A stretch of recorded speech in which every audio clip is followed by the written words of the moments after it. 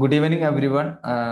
ഇന്നത്തെ നമ്മളെ ഈ ഒരു സെഷന് അഥവാ ജാറപ്പറ്റ് first attempt A to Z discussion എന്നുള്ള നമ്മളെ ഈ ഒരു വെബിനാർ കൊണ്ട് മെയിൻലി ഉദ്ദേശിക്കുന്നത് എന്ന് വെച്ചാൽ UGC നെറ്റ് എക്സാം എന്താണ്, അതേപോലെ തന്നെ പൊളിറ്റിക്കൽ സയൻസിൽ എങ്ങനെ നമുക്ക് നെറ്റ് ഈസിലി അല്ലെങ്കിൽ JRF ഈസിലി ക്രാക്ക് ചെയ്യാൻ പറ്റും എന്നുള്ളത് നമ്മൾ ഡീറ്റെയിൽ ആയിട്ട് എന്ത് ചെയ്യാണ്, ഡിസ്കസ് ചെയ്യാണ്. അപ്പം PG ഫസ്റ്റ് ഇയർ സ്റ്റുഡൻസ് തന്നെ കൂടുതലുള്ളതുകൊണ്ട് എന്താണ് നെറ്റ് എക്സാം എന്നുള്ളതും എങ്ങനെയാണ് നെറ്റ് എക്സാമിന്റെ പാറ്റേൺ, അതേപോലെ തന്നെ അതിന്റെ ഒരു ട്രെൻഡ്, ഇതൊക്കെ ബേസ് ചെയ്തിട്ടാണ് എന്ത് ചെയ്യുന്നത് ഇന്നത്തെ ഈ ഒരു സെഷൻ നമ്മൾ മുന്നോട്ട് പോകുന്നത്. ഓക്കെ, അപ്പം നമുക്ക് എന്തായാലും സ്റ്റാർട്ട് ചെയ്യാം. ഫസ്റ്റ് നമുക്ക് നെറ്റ് എക്സാം എന്താണെന്നുള്ളത്. കാരണം ഇതിന്റെ ഒരു ഇമ്പോർട്ടൻസ് വരുന്നതെന്ന് വെച്ചാൽ ഇപ്പൊ റീസെന്റ് ഒരു ചേഞ്ച് വന്നതിന്റെ ബേസിലാണ് നമുക്ക് എല്ലാവർക്കും അറിയാം എന്ത് നെറ്റ് എക്സാം എന്നുള്ളത് അസിസ്റ്റന്റ് പ്രൊഫസർഷിപ്പിനും അതേപോലെ തന്നെ JRF-നൊക്കെ ഉള്ളതാണ് എന്നുള്ളത് അറിയാം. പക്ഷെ കഴിഞ്ഞ ഡിസംബർ അല്ല, കഴിഞ്ഞ 2024 ജൂൺ മുതൽ എന്ത് ചെയ്തിട്ടുണ്ട്, അതിൽ ചെറിയ മാറ്റങ്ങൾ വന്നിട്ടുണ്ട്. അപ്പൊ നമുക്ക് ഫസ്റ്റ് എന്താണ് UGC നെറ്റ് എന്നുള്ളത്. അപ്പൊ അതിൽ ഫസ്റ്റ് നമ്മൾ മനസ്സിലാക്കേണ്ടത് വെച്ചാൽ UGC നടത്തുന്ന അല്ലെങ്കിൽ എന്താണ് UGC നടത്തുന്ന നാഷണൽ എലിജിബിലിറ്റി ടെസ്റ്റ് എന്ന് പറയുന്നത് 3 പർപ്പസ് ആണ് ആ ഒരു എക്സാം നടത്തുന്നത് കൊണ്ടുള്ളത്. അപ്പം അതിൽ ഒന്നാമത്തത് എന്ന് പറഞ്ഞാൽ എന്താണ്, award of junior research fellowship എന്നുള്ളതാണ്, അഥവാ JRF കൊടുക്കുക എന്നുള്ളതാണ്. അഥവാ നമ്മൾ റിസർച്ച് ചെയ്യുന്ന സമയത്ത് എന്ത് ചെയ്യാം, നമുക്കൊരു സ്റ്റേറ്റ്മെന്റ് തരാൻ എന്താണ്, ഇതാണെന്ത് ഇതിന്റെ മാർക്കാണെന്ത് ക്രൈറ്റീരിയ എന്നുള്ളത്. രണ്ടാമത്തത് എന്ന് പറഞ്ഞാൽ appointment as A assistant professor എന്നുള്ളത്, അഥവാ ഒരു അസിസ്റ്റന്റ് പ്രൊഫസർ ആയിട്ട് നമുക്കൊരു യൂണിവേഴ്സിറ്റിയിൽ കയറണമെങ്കിൽ എന്ത് വേണം, UGC നെറ്റ് നമ്മൾ ക്രാക്ക് ചെയ്യണം. അപ്പോൾ അത് ക്രാക്ക് ചെയ്താൽ മാത്രമേ നമുക്ക് എന്ത് ചെയ്യാൻ പറ്റുള്ളൂ, UGC നെറ്റ് ക്രാക്ക് ചെയ്താൽ മാത്രമേ നമുക്ക് യൂണിവേഴ്സിറ്റിയിൽ അസിസ്റ്റന്റ് പ്രൊഫസർ ആയിട്ട് കയറാൻ പറ്റുള്ളൂ എന്നുള്ളതാണ്. അതേപോലെ തന്നെ PhD-ക്കും നമുക്ക് അഡ്മിഷൻ കൊടുക്കാൻ പറ്റും. പിന്നെ മൂന്നാമതൊരു category admission to PhD only എന്നുള്ളത്, അതാണ് റീസെന്റ് വന്നിട്ടുള്ള ഒരു മാറ്റം. അപ്പം ഈ PhD ഓൺലി എന്നുള്ളതാണ് ഇപ്പം ആഡ് ചെയ്തിട്ടുള്ളത്. അതിന്റെ ഒരു ഉദ്ദേശം എന്ന് വെച്ചാൽ എന്താണ്, നമുക്ക് ഇന്ത്യയിലുള്ള യൂണിവേഴ്സിറ്റീസിന് എന്ത് ചെയ്യാൻ പറ്റും, PhD-ക്ക് കൊടുക്കാൻ പറ്റും എന്നുള്ളതാണ്.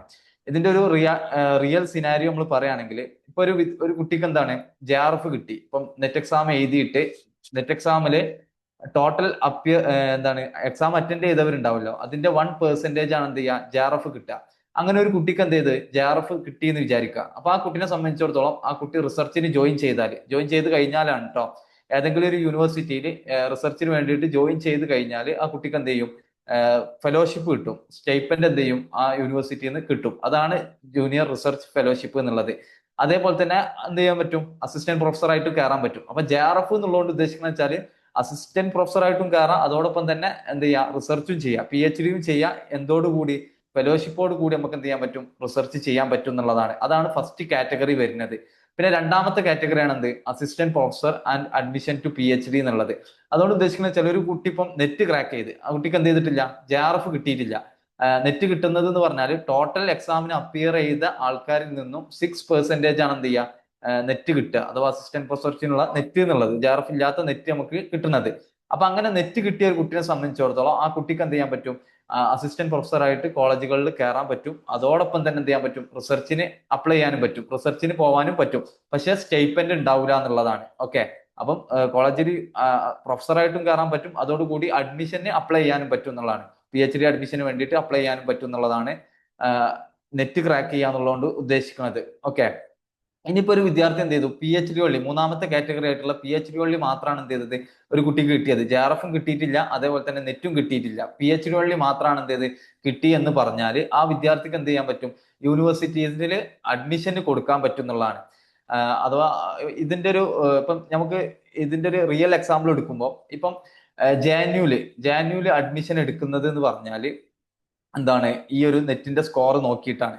ഓക്കെ, അപ്പം ആ നെറ്റിന്റെ സ്കോർ നോക്കിയിട്ടാണ് അഡ്മിഷൻ എടുക്കുമ്പോൾ ആർക്കൊക്കെ അപ്ലൈ ചെയ്യാൻ പറ്റും, ഈ ജൂനിയർ റിസർച്ച് ഫെലോഷിപ്പ് കിട്ടിയ ആൾക്കും അപ്ലൈ ചെയ്യാൻ പറ്റും. അതോടുകൂടി തന്നെ എന്താണ്, അസിസ്റ്റന്റ് പ്രൊഫസർ ആയിട്ട് കിട്ടിയ അഥവാ നെറ്റ് മാത്രം കിട്ടിയ കുട്ടിക്കും എന്ത് ചെയ്യാൻ പറ്റും, ജാന്യൂല് അപ്ലൈ ചെയ്യാൻ പറ്റും. അതോടൊപ്പം തന്നെ അഡ്മിഷൻ ടു PhD only എന്ന് കിട്ടിയ കുട്ടിക്കും എന്ത് ചെയ്യാൻ പറ്റും, ജാന്യൂല് അപ്ലൈ ചെയ്യാൻ പറ്റും. കാരണം ആദ്യമൊക്കെ ജാന്യൂക്ക് അഡ്മിഷൻ നടന്നിരുന്നത് അവർ സെപ്പറേറ്റ് എൻട്രൻസ് എടുത്തായിരുന്നു, അഥവാ നെറ്റിന്റെ മാർക്ക് ആയിരുന്നില്ല കൺസിഡർ ചെയ്തിരുന്നത്. ഫസ്റ്റ് ഒക്കെ JNU എന്ത് ചെയ്യും, അവർ അവരുടേതായിട്ടുള്ള PhD-ക്കുള്ള ഒരു എൻട്രൻസ് നടത്തും. അതിന്റെ മാർക്ക് എന്ത് ചെയ്യും, 70%, 70% ആ മാർക്കിന്റെ വെയിറ്റേജും 30% ഇന്റർവ്യൂവിന്റെ വെയിറ്റേജും ആയിട്ട് ടോട്ടൽ 100%, അതിന്റെ ടോട്ടൽ മാർക്കാണ് എന്ത് ചെയ്യുക, PhD അഡ്മിഷന്റെ മാർക്കായിട്ട് വരില്ലേ. അപ്പം പിന്നെ എന്ത് ചെയ്തു, ഇങ്ങനെ ഒരു കാറ്റഗറി വന്നതിന് ശേഷം, ഇങ്ങനെ ഒരു 3 കാറ്റഗറി വന്ന് NEP-യിൽ ഒരു പുതിയ മാറ്റം വന്നതിന് ശേഷം ഇപ്പൊ നിലവിൽ ജാനുക്കുള്ള അഡ്മിഷൻ എന്ന് പറഞ്ഞാൽ ചില ഡിപ്പാർട്ട്മെന്റ്സ് JRF ഉള്ളവരെ മാത്രമാണ് എടുക്കുക. പക്ഷെ ഭൂരിഭാഗം ഡിപ്പാർട്ട്മെന്റ്സ് എന്ത് ചെയ്യും, അവര് എന്താണ് ഈ 3 കാറ്റഗറിക്കാരും വിളിക്കും. ഈ 3 കാറ്റഗറിക്കാർ വിളിക്കുക എന്ന് പറഞ്ഞാൽ എല്ലാവർക്കും നെറ്റിന്റെ സ്കോർ വെച്ചിട്ട് എന്ത് ചെയ്യാൻ പറ്റും, അപ്ലൈ ചെയ്യാൻ പറ്റും. ഈ നെറ്റിന്റെ സ്കോർ വെച്ചിട്ട് അപ്ലൈ ചെയ്യാൻ പറ്റും എന്ന് പറയുമ്പോൾ റിസർച്ച് ഫെലോഷിപ്പ് JRF കിട്ടിയവർക്ക് അപ്ലൈ ചെയ്യാം, അസിസ്റ്റന്റ് പ്രൊഫസർ ആയ മാത്രം കിട്ടിയവർക്ക് അപ്ലൈ ചെയ്യാം, PhD ഓൺലി കിട്ടിയവർക്കും മാത്രം അപ്ലൈ ചെയ്യാം. പക്ഷെ അതിൽ 70% ആയിട്ട് കൺസിഡർ ചെയ്യുക അവർക്ക് കിട്ടിയ മാർക്കാണ്. ഓക്കെ, അവർക്ക് നെറ്റിൽ എത്രയാണോ മാർക്ക് കിട്ടിയത് അതാണ് അവരുടെ 70% ആയിട്ട് കൺസിഡർ ചെയ്യുക. ബാക്കി 30% എന്ത് ചെയ്യാം, ഈ ഇന്റർവ്യൂവിന്റെ മാർക്കുമായിട്ടാണ് കൺസിഡർ ചെയ്യുക എന്നുള്ളത്. ഓക്കെ, അപ്പോ JRF കിട്ടിയ ആൾക്ക് അഡ്വാൻറ്റേജ് ഉണ്ടാവും. അതേപോലെ തന്നെ നെറ്റ് കിട്ടിയ ആൾക്ക് PhD ഓൺലി കിട്ടിയ ആളെക്കാളും അഡ്വാൻറ്റേജ് ഉണ്ടാവും, കാരണം മാർക്ക് കൂടുതലായിരിക്കുമല്ലോ. അപ്പൊ അവിടെയാണ് എന്ത് ചെയ്യുന്നത്, ഈ ഒരു വ്യത്യാസം വരുന്നത്. ഇപ്പൊ ഒന്നും കിട്ടാത്ത ഒരാള്, ഇപ്പൊ JRF-ഉം കിട്ടിയിട്ടില്ല, അസിസ്റ്റന്റ് പ്രൊഫസർഷിപ്പ് അഥവാ നെറ്റും കിട്ടിയിട്ടില്ല, PhD ഓൺലിയും കിട്ടിയിട്ടില്ല, ഒന്നും കിട്ടാത്ത ഒരാളെ സംബന്ധിച്ചിടത്തോളം JNUക്ക് അപ്ലൈ ചെയ്യാൻ തന്നെ പറ്റൂല എന്നുള്ളതാണ്. അപ്പോൾ അവിടെയാണ് എന്ത് ഈ PhD ഓൺലി എന്നുള്ളതിന്റെ ഒരു പ്രസക്തി വരുന്നത്. PhD ഓൺലി ഉള്ള കുട്ടിക്ക് എന്ത് ചെയ്യാൻ പറ്റും, അപ്ലൈ ചെയ്യാനുള്ള ഓപ്പർച്യൂണിറ്റി ഉണ്ട് എന്നുള്ളതാണ്. അല്ലാത്തവർക്ക് എന്ത് ചെയ്യാൻ പറ്റില്ല, അപ്ലൈ ചെയ്യാൻ പറ്റില്ല എന്നുള്ളതാണ്. പിന്നെ നമ്മളിതിൽ മനസ്സിലാക്കേണ്ടതെന്ന് വെച്ചാൽ എല്ലാ യൂണിവേഴ്സിറ്റീസും ഈ നെറ്റിന്റെ സ്കോർ അല്ല പരിഗണിക്കുന്നത്. ഇപ്പൊ ഹൈദരാബാദിന്റെ കേസിൽ എടുക്കുകയാണെങ്കിൽ ഹൈദരാബാദിൽ അവർ സെപ്പറേറ്റ് എക്സാം ആണ് എന്ത് ചെയ്യുന്നത്, PhD-ക്ക് വേണ്ടിയിട്ട് നടത്തുന്നത്. അപ്പോൾ അതിന്റെ മാർക്കേ അവർ കൺസിഡർ ചെയ്യുള്ളൂ. അത് ഈവൻ JRF ഉണ്ടെങ്കിലും എന്തുണ്ടെങ്കിലും അവർ എൻട്രൻസിൽ എത്രയാണോ മാർക്ക് കിട്ടുന്നത് അതിൽ നിന്ന് കുറച്ച് ആൾക്കാരെ അവർ എന്ത് ചെയ്യും, അതിൽ നിന്ന് സെലക്ട് ചെയ്യും, അവരെ പിന്നെ ഇന്റർവ്യൂവിന് വിളിക്കും. ആ ഇന്റർവ്യൂവിന് ടോട്ടൽ മാർക്കാണ് എന്ത് ചെയ്യുക, പിന്നെ പബ്ലിഷ് ചെയ്യുക. അതിന്റെ അടിസ്ഥാനത്തിലാണ് എന്ത് ചെയ്യുക, PhD-ന്റെ അഡ്മിഷൻ നടക്കുന്നത് എന്നുള്ളതാണ്. ഓക്കെ, അപ്പം JRF ഉള്ളവർക്ക് അഡ്വാൻറ്റേജ് എന്ന് പറഞ്ഞാൽ അവർക്ക് ചെറിയ ഇന്റർവ്യൂലൊക്കെ അതിൻ്റെതായിട്ടുള്ള ഒരു വെയിറ്റേജ് കിട്ടും. അല്ലാതെ അതിന്റെ അപ്പുറത്തേക്ക് JRF ഉണ്ടായി എന്നുള്ളതിന്റെ മാത്രം കാരണം കൊണ്ട് എന്ത് ചെയ്യിക്കോളണമെന്നില്ല, അഡ്മിഷൻ കിട്ടിക്കോളണമെന്നില്ല. അത് നമ്മൾ മനസ്സിലാക്കുക കേട്ടോ. ഓക്കെ, അപ്പൊ അതാണ് ഈ ഒരു ഇതിന് വേണ്ടിയിട്ടാണ് ഈ ഒരു 3 കാറ്റഗറി ആക്കിയിട്ട് എന്താണ്, അതിന് വേണ്ടിയിട്ടുള്ള ഒരു നാഷണൽ എലിജിബിലിറ്റി ടെസ്റ്റ് ആണ് എന്ത് ഈ പറഞ്ഞ UGC നെറ്റ് എന്നുള്ളത്. അപ്പൊ ഇതിന്റെ പ്രാക്ടിക്കൽ എന്ന് പറഞ്ഞാൽ നമുക്കറിയാം റിസർച്ച് ചെയ്യാനും അതേപോലെ തന്നെ എന്താണ് കോളേജുകളിൽ പ്രൊഫസറായിട്ട് കയറാനുമാണ്. പക്ഷെ ഇത് നമ്മൾ കുറച്ചുകൂടി ടെക്നിക്കലായിട്ട് പറയുമ്പോൾ അതിൽ വരുന്ന കാറ്റഗറീസ് ഈ രൂപത്തിലാണ് എന്ത് ചെയ്യുന്നത്, വരുന്നത് എന്നുള്ളത് കേട്ടോ. ഓക്കെ, ക്ലിയർ അല്ലേ? അപ്പൊ എന്താണ് UGC നെറ്റ് എന്നുള്ളത്. ഇനി ഇതിന്റെ എലിജിബിലിറ്റി ക്രൈറ്റീരിയ. അപ്പം ഇതിൽ എലിജിബിലിറ്റി ക്രൈറ്റീരിയ വരുന്നതെന്ന് വെച്ചാൽ ഫസ്റ്റത്തത് എന്താണ്, നമുക്ക് PG, നമ്മൾ ഏത് PGയിൽ ഏത് സബ്ജക്റ്റ് ആണോ ആ സബ്ജക്റ്റിലാണ് നമുക്ക് എന്ത് ചെയ്യാൻ പറ്റുക, നെറ്റ് എഴുതാൻ പറ്റുക. ഓക്കെ, അപ്പൊ ആ സബ്ജക്റ്റില് നമുക്ക് 55% എന്തുണ്ടാവണം, മാർക്ക് ഉണ്ടാവണം. MA ലാണ് കേട്ടോ, UGയിലല്ല. നമ്മളെ PGയിൽ നമുക്ക് എന്തുണ്ടാവണം, 55% മാർക്ക് ഉണ്ടായിരിക്കണം എന്നുള്ളതാണ്. അതില് SC ST OBC അതേപോലെ തന്നെ PWD ട്രാൻസ്ജെൻഡേഴ്സ് ഇവർക്കൊക്കെ എന്തുണ്ട്, 5% റിലാക്സേഷൻ ഉണ്ട്, 50% ഉണ്ടായാൽ മതി എന്നുള്ളതാണ്.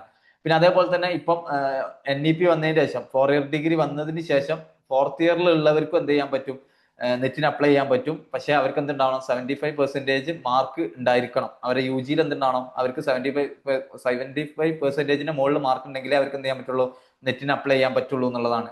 ഓക്കെ, പിന്നെ അതേപോലെ തന്നെ ഇപ്പം PG പഠിക്കുന്നവരാണെങ്കിലും അവർക്ക് അവരുടെ ഫൈനൽ ഇയറിൽ എന്ത് ചെയ്യാൻ പറ്റുള്ളൂ, നെറ്റിന് അപ്ലൈ ചെയ്യാൻ പറ്റുള്ളൂ എന്നുള്ളതാണ്. അപ്പൊ ഇവിടെ ഒരു കൺഫ്യൂഷൻ വരുന്നത് വെച്ചാൽ ഇപ്പൊ നിങ്ങൾ ഇതിൽ പലരും PG ഫസ്റ്റ് ഇയേഴ്സ് ആയിക്കാരം. PG ഫസ്റ്റ് ഇയേഴ്സിനെ സംബന്ധിച്ചിടത്തോളം ഈ ഡിസംബറിൽ അവർക്ക് എഴുതാൻ പറ്റൂല. അടുത്ത ജൂണ്, നെക്സ്റ്റ് ജൂൺ ഉണ്ടല്ലോ, ആ ജൂണിൽ എഴുതാൻ പറ്റുമോ പറ്റൂല എന്നുള്ള ഒരു കൺഫ്യൂഷൻ ഉണ്ട്. കാരണം നമ്മളെ സെക്കൻഡ് സെം കഴിഞ്ഞ് നമ്മളൊരു തേർഡ് സെം ആണ് എന്നുള്ള കൺസിഡർ ചെയ്യുകയാണെങ്കിൽ നമുക്ക് എന്ത് ചെയ്യാൻ പറ്റും, ജൂണത്തെ എഴുതാൻ പറ്റും. ഇവൻ നിങ്ങൾ അങ്ങനെ കൺസിഡർ ചെയ്യണില്ലെങ്കിലും എന്ത് ചെയ്യാം, ജസ്റ്റ് എന്ത് ചെയ്യാം, എന്തായാലും ജൂണത്തെ എക്സാം എഴുതാം. ഇത് നിങ്ങൾ എപ്പോഴും മനസ്സിലാക്കേണ്ടത് വെച്ചാൽ PG സ്റ്റുഡൻസ് എപ്പോഴും മനസ്സിലാക്കേണ്ടത് വെച്ചാൽ PG കഴിയുമ്പോത്തിന് എസ്പെഷ്യലി PG കഴിയുന്നതിന്റെ ഡിസംബറിൽ, ഇപ്പം നിങ്ങളെ സെക്കൻഡ് ഇയറിൽ ഡിസംബർ വരുമല്ലോ, അതിന്റെ മുമ്പായിട്ട് എന്ത് ചെയ്യാം, മാക്സിമം നിങ്ങൾ JRF ക്രാക്ക് ചെയ്യാൻ നോക്കുക. അതിന്റെ ശേഷത്തേക്ക് വെക്കരുത്. കാരണം ആ ഡിസംബറോട് കൂടി നിങ്ങൾ JRF ക്രാക്ക് ചെയ്ത് കഴിഞ്ഞാൽ പിന്നത്തെ ഒരു 6 മന്ത് നിങ്ങൾക്ക് റിസർച്ച് പ്രപ്പോസലും കാര്യങ്ങളൊക്കെ ഉണ്ടാക്കി ആ ജൂൺ നിങ്ങൾ പാസ് ഔട്ട് ആകുമ്പോൾ ഡയറക്ട്ലി നിങ്ങൾക്ക് എന്ത് ചെയ്യാൻ പറ്റും, നല്ല യൂണിവേഴ്സിറ്റിയിൽ അപ്ലൈ ചെയ്തിട്ട് കയറാൻ പറ്റും.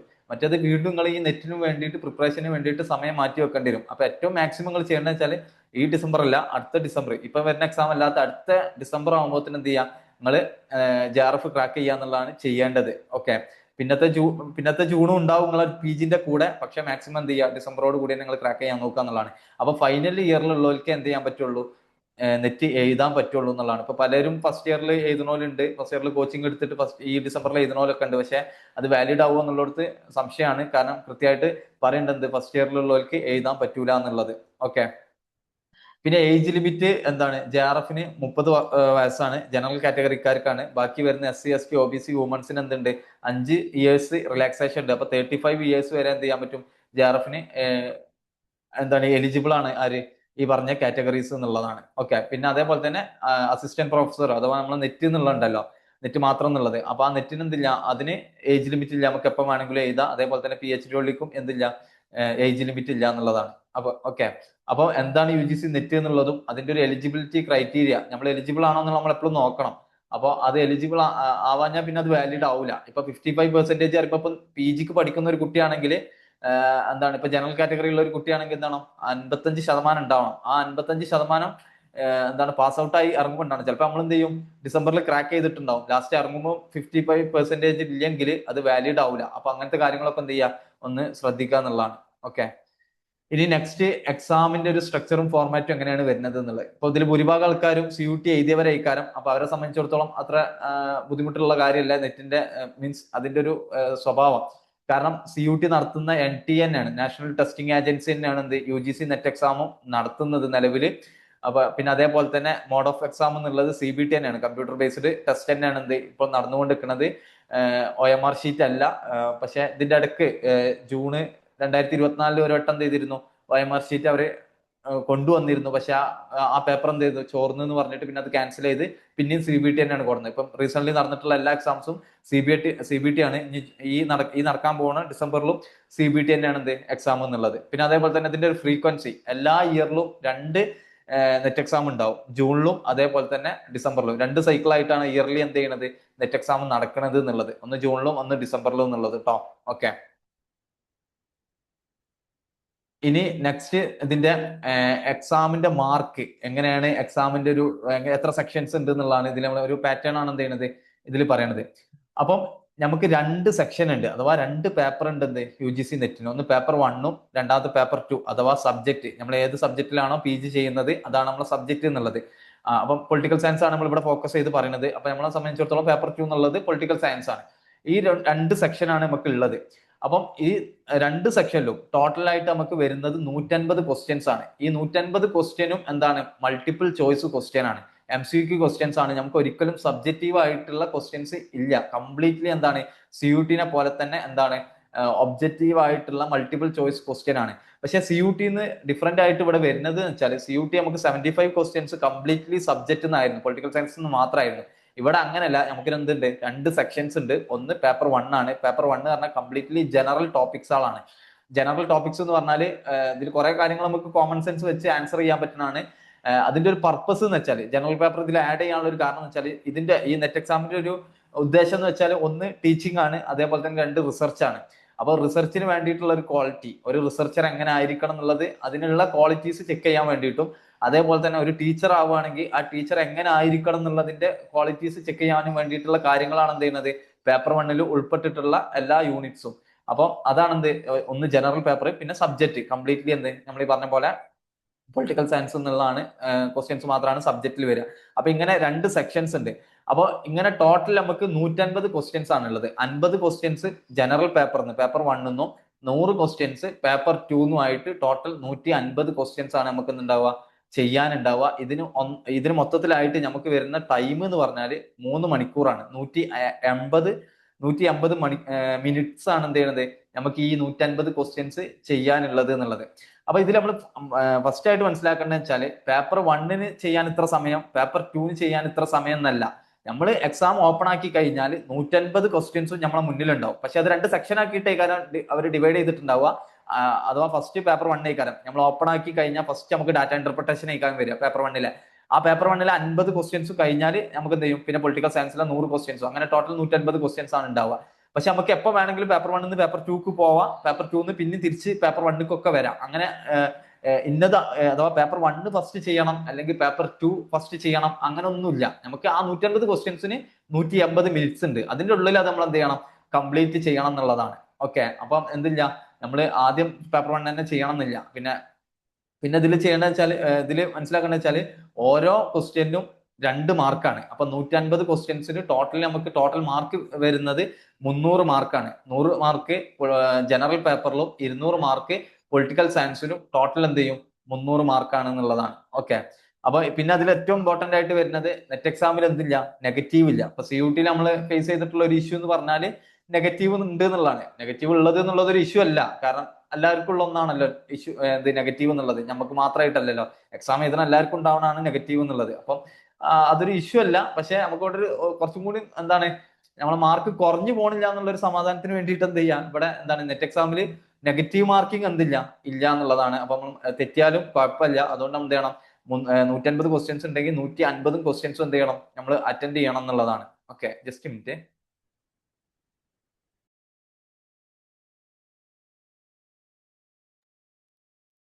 Okay, sorry. അപ്പം എക്സാമിന്റെ പാറ്റേൺ ഒരു ക്ലാരിറ്റി കിട്ടിയില്ലേ? ഇതിൽ പലർക്കും ഡൗട്ട് ഉണ്ടാവണ ഒന്നാണ് എന്ത്, ആദ്യം പേപ്പർ 1 എഴുതണോ പിന്നെ പേപ്പർ 2 എഴുതണോ, അങ്ങനത്തെ കാര്യങ്ങൾ. അപ്പൊ നമുക്ക് ഏതും എങ്ങനെ എഴുതാം, പിന്നെ എങ്ങനെയാണ് എഴുതേണ്ടത് എന്നുള്ളത് നമ്മൾ എക്സാമിന്റെ ടൈം കൃത്യമായിട്ട് പറഞ്ഞുതരും. എങ്ങനെയാണ് ആ ഒരു ടൈം നമ്മൾ യൂട്ടിലൈസ് ചെയ്യേണ്ടത് എന്നുള്ളത് നമ്മൾ കൃത്യമായിട്ട് തന്നെ എക്സാമിന് അടുപ്പിച്ച് എന്ത് ചെയ്യും, പറഞ്ഞുതരും. ഇപ്പൊ അതിനൊരു പ്രസക്തി ഇല്ലാത്തതുകൊണ്ടാണ് അതിൽ പറയാത്തത്. ഇപ്പൊ നമ്മൾ മനസ്സിലാക്കേണ്ടത് വെച്ചാൽ ഏത് ക്വസ്റ്റ്യൻസ് ഏത് സമയത്ത് നമുക്ക് എന്ത് ചെയ്യാൻ പറ്റും, അറ്റൻഡ് ചെയ്യാൻ പറ്റും എന്നുള്ളതാണ്. 150 ക്വസ്റ്റ്യൻസ് ആണ്, 2 മാർക്കാണ്, 300 ടോട്ടൽ 300 മാർക്കാണ്, 150 മിനിറ്റ്സ് അഥവാ 3 മണിക്കൂറാണ് നമുക്ക് സമയം ഉണ്ടാവുക എന്നുള്ളത്. ഓക്കെ, പിന്നെ ഇനി ജനറൽ പേപ്പറിൽ വരുന്നത്, ജനറൽ പേപ്പറിൽ നമുക്ക് 10 യൂണിറ്റ്സ് ആണ് വരുന്നത്. ഈ ജനറൽ പേപ്പറിന്റെ ഒരു പ്രത്യേകത എന്ന് വെച്ചാൽ എല്ലാവർക്കും കോമൺ ആണ്. എല്ലാവർക്കും കോമൺ ആണെന്ന് പറഞ്ഞാൽ ഇപ്പൊ പൊളിറ്റിക്കൽ സയൻസ് എഴുതുന്നവർക്കും സോഷ്യോളജി എഴുതുന്നവർക്കും എക്കണോമിക്സ് എഴുതുന്നവർക്കും എല്ലാവർക്കും ഒറ്റ സിലബസ് ആണ് എന്ത്, പേപ്പർ 1 എന്നുള്ളത്. ഡിഫറൻറ്റ് സിലബസ് അല്ല. അപ്പൊ അപ്പൊ അതിന്റെ ഒരു മെച്ചം എന്ന് വെച്ചാൽ നമുക്ക് ഒരുപാട് ക്വസ്റ്റ്യൻ പേപ്പർ എന്ത് ചെയ്യാൻ പറ്റും, സോൾവ് ചെയ്യാൻ പറ്റും.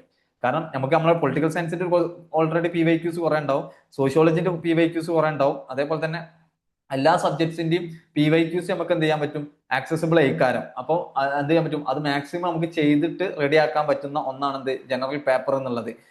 പിന്നെ ഇതിൽ മനസ്സിലാക്കേണ്ടത് വെച്ചാൽ ഇപ്പൊ ഇതിൽ വരുന്ന പേപ്പർ 1 വരുന്ന ചില ടോപ്പിക്സ് പേപ്പർ 2 വരുന്ന സബ്ജക്ട്സും ഉണ്ട്. ഇപ്പൊ പൊളിറ്റിക്കൽ സയൻസിന് കുറവാണ്, ഹയർ എഡ്യൂക്കേഷന്റെ ഒരു ചെറിയ പാർട്ടാണ് എന്ത് ചെയ്യണത്, നമ്മളെ പേപ്പർ 2 വരുന്നത്. പക്ഷെ ചില ഇപ്പൊ സൈക്കോളജി ഒക്കെ എടുക്കുകയാണെങ്കിൽ ഇതിൽ റിസർച്ചിന്റെ ഏരിയ എന്ത് ചെയ്യുന്നുണ്ട്, അവരെ പേപ്പർ 2 വരുന്നുണ്ട്. അങ്ങനത്തെ പേപ്പറുകളിൽ എന്ത് ചെയ്യുന്നുണ്ട്, ഈ സബ്ജക്ട്സ് കുറച്ച് ഇതിൽ വരുന്ന ഇപ്പൊ റിസർച്ച് ആപ്റ്റിറ്റ്യൂഡ് 2 ഉണ്ടെങ്കിൽ ഇപ്പം ജനറൽ പേപ്പറിലും അതിന്റെ സിലബസ് ഉണ്ട്, അതേപോലെ തന്നെ പേപ്പർ 2 സെയിം സിലബസ് ഉണ്ടെങ്കിൽ ചിലപ്പം അതിന്റെ ക്വസ്റ്റ്യന് ടഫ്നെസ് കൂടാൻ സാധ്യത ഉണ്ട്. അത് അങ്ങനെ ഒഫീഷ്യലായിട്ട് ഓടി പറഞ്ഞിട്ടില്ല, പക്ഷെ നമ്മൾ അതിന്റെ ക്വസ്റ്റ്യൻ പേപ്പർ എടുത്ത് നോക്കുമ്പോൾ, അപ്പൊ സൈക്കോളജിയിൽ ഉള്ള റിസർച്ച് ആപ്റ്റിറ്റ്യൂഡിൽ നിന്ന് വന്നിട്ടുള്ള ക്വസ്റ്റ്യൻസ് എടുത്ത് നോക്കുമ്പോൾ കുറച്ച് ടഫ് ക്വസ്റ്റ്യൻസ് ആണ് വരിക. പക്ഷെ പൊളിറ്റിക്കൽ സയൻസിൽ നമ്മൾ നോക്കുമ്പോഴും കുറച്ച് ടഫാണ്. ഇപ്പൊ ടീച്ചിങ് ആപ്റ്റിറ്റ്യൂഡ് റിലേറ്റഡ് ആയിട്ട് ഉള്ള ക്വസ്റ്റ്യൻസ് എന്തേക്കാരം, പൊളിറ്റിക്കൽ സയൻസുകാർക്ക് കുറച്ച് ഈസി ആയിക്കാരം. അപ്പം അത് ഒഫീഷ്യൽ അല്ല, നമ്മൾ ഇൻഫോർമൽ ആയിട്ട് നമ്മൾ നോക്കുമ്പോൾ നമ്മൾ മനസ്സിലാവും എന്ത്, ഒരേ ടോപ്പിക് എന്ത് ചെയ്യാണ് 2 പേപ്പറിലും സെയിം ആയിട്ട് വരുന്നുണ്ടെങ്കിൽ അതിൽ വരുന്ന ക്വസ്റ്റ്യൻസ് കമ്പാരിറ്റീവ്ലി എന്തുണ്ടാകുന്നുണ്ട്, ടഫ് ആവലുണ്ട്.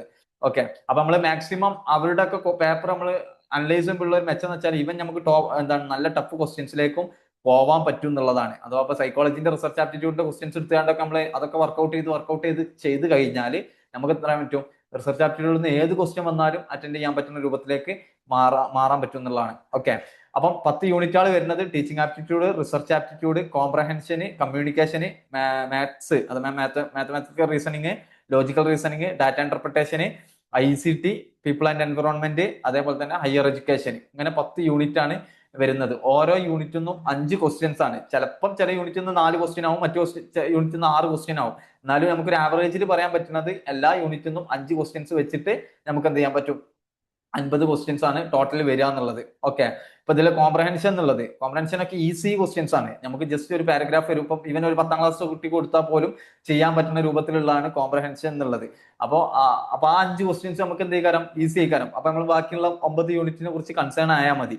അപ്പൊ ഞാൻ ഉദ്ദേശിച്ച വെച്ചാല് അപ്പം അത്ര വലിയ ടഫ് അല്ല എന്ത്, ജനറൽ പേപ്പർ എന്നുള്ളത്. പക്ഷെ നമ്മൾ ജനറൽ പേപ്പറിൽ മനസ്സിലാക്കേണ്ട ഒരു കാര്യം എന്ന് വെച്ചാല്, ഇപ്പൊ നമ്മളെല്ലാം ഒരു ഹ്യൂമാനിറ്റീസ് ബാക്ക്ഗ്രൗണ്ട് ഉള്ളവരാണ്, അല്ലെങ്കിൽ സോഷ്യൽ സയൻസ് ബാക്ക്ഗ്രൗണ്ടിൽ നിന്നാണ് നമ്മൾ എന്ത് ചെയ്യുന്നത് വരുന്നത്. ഇപ്പം ഇതില് ചിലപ്പോൾ ചിലർ +2 വരെയെങ്കിലും സയൻസ് പഠിച്ചിട്ടുണ്ടാവും, എന്നാൽ പോലും UG PG ഒക്കെ ഒരു സോഷ്യൽ സയൻസ് ബാക്ക്ഗ്രൗണ്ട് ആയിക്കാരം. അപ്പൊ അതുകൊണ്ട് തന്നെ ഈ ജനറൽ പേപ്പറിലുള്ള ഏരിയാസ് എന്തേക്കാരം കുറച്ചും കൂടി ടഫായിട്ട് ഫീൽ ചെയ്യാനുള്ള സാധ്യത ഉണ്ട്. അതിന്റെ അർത്ഥം ഇത് ടഫ് ആണെന്നല്ല. ഇപ്പൊ പൊളിറ്റിക്കൽ സയൻസ് നമ്മൾ പഠിക്കുമ്പോൾ നമുക്ക് ഭയങ്കര ഈസി ആയിക്കാരം. കാരണം എന്താണ്, നമ്മൾ UG അതിലാണ് പഠിച്ചത്, അതേപോലെ തന്നെ PG അതിലാണ് ചെയ്തുകൊണ്ടിരിക്കുന്നത്.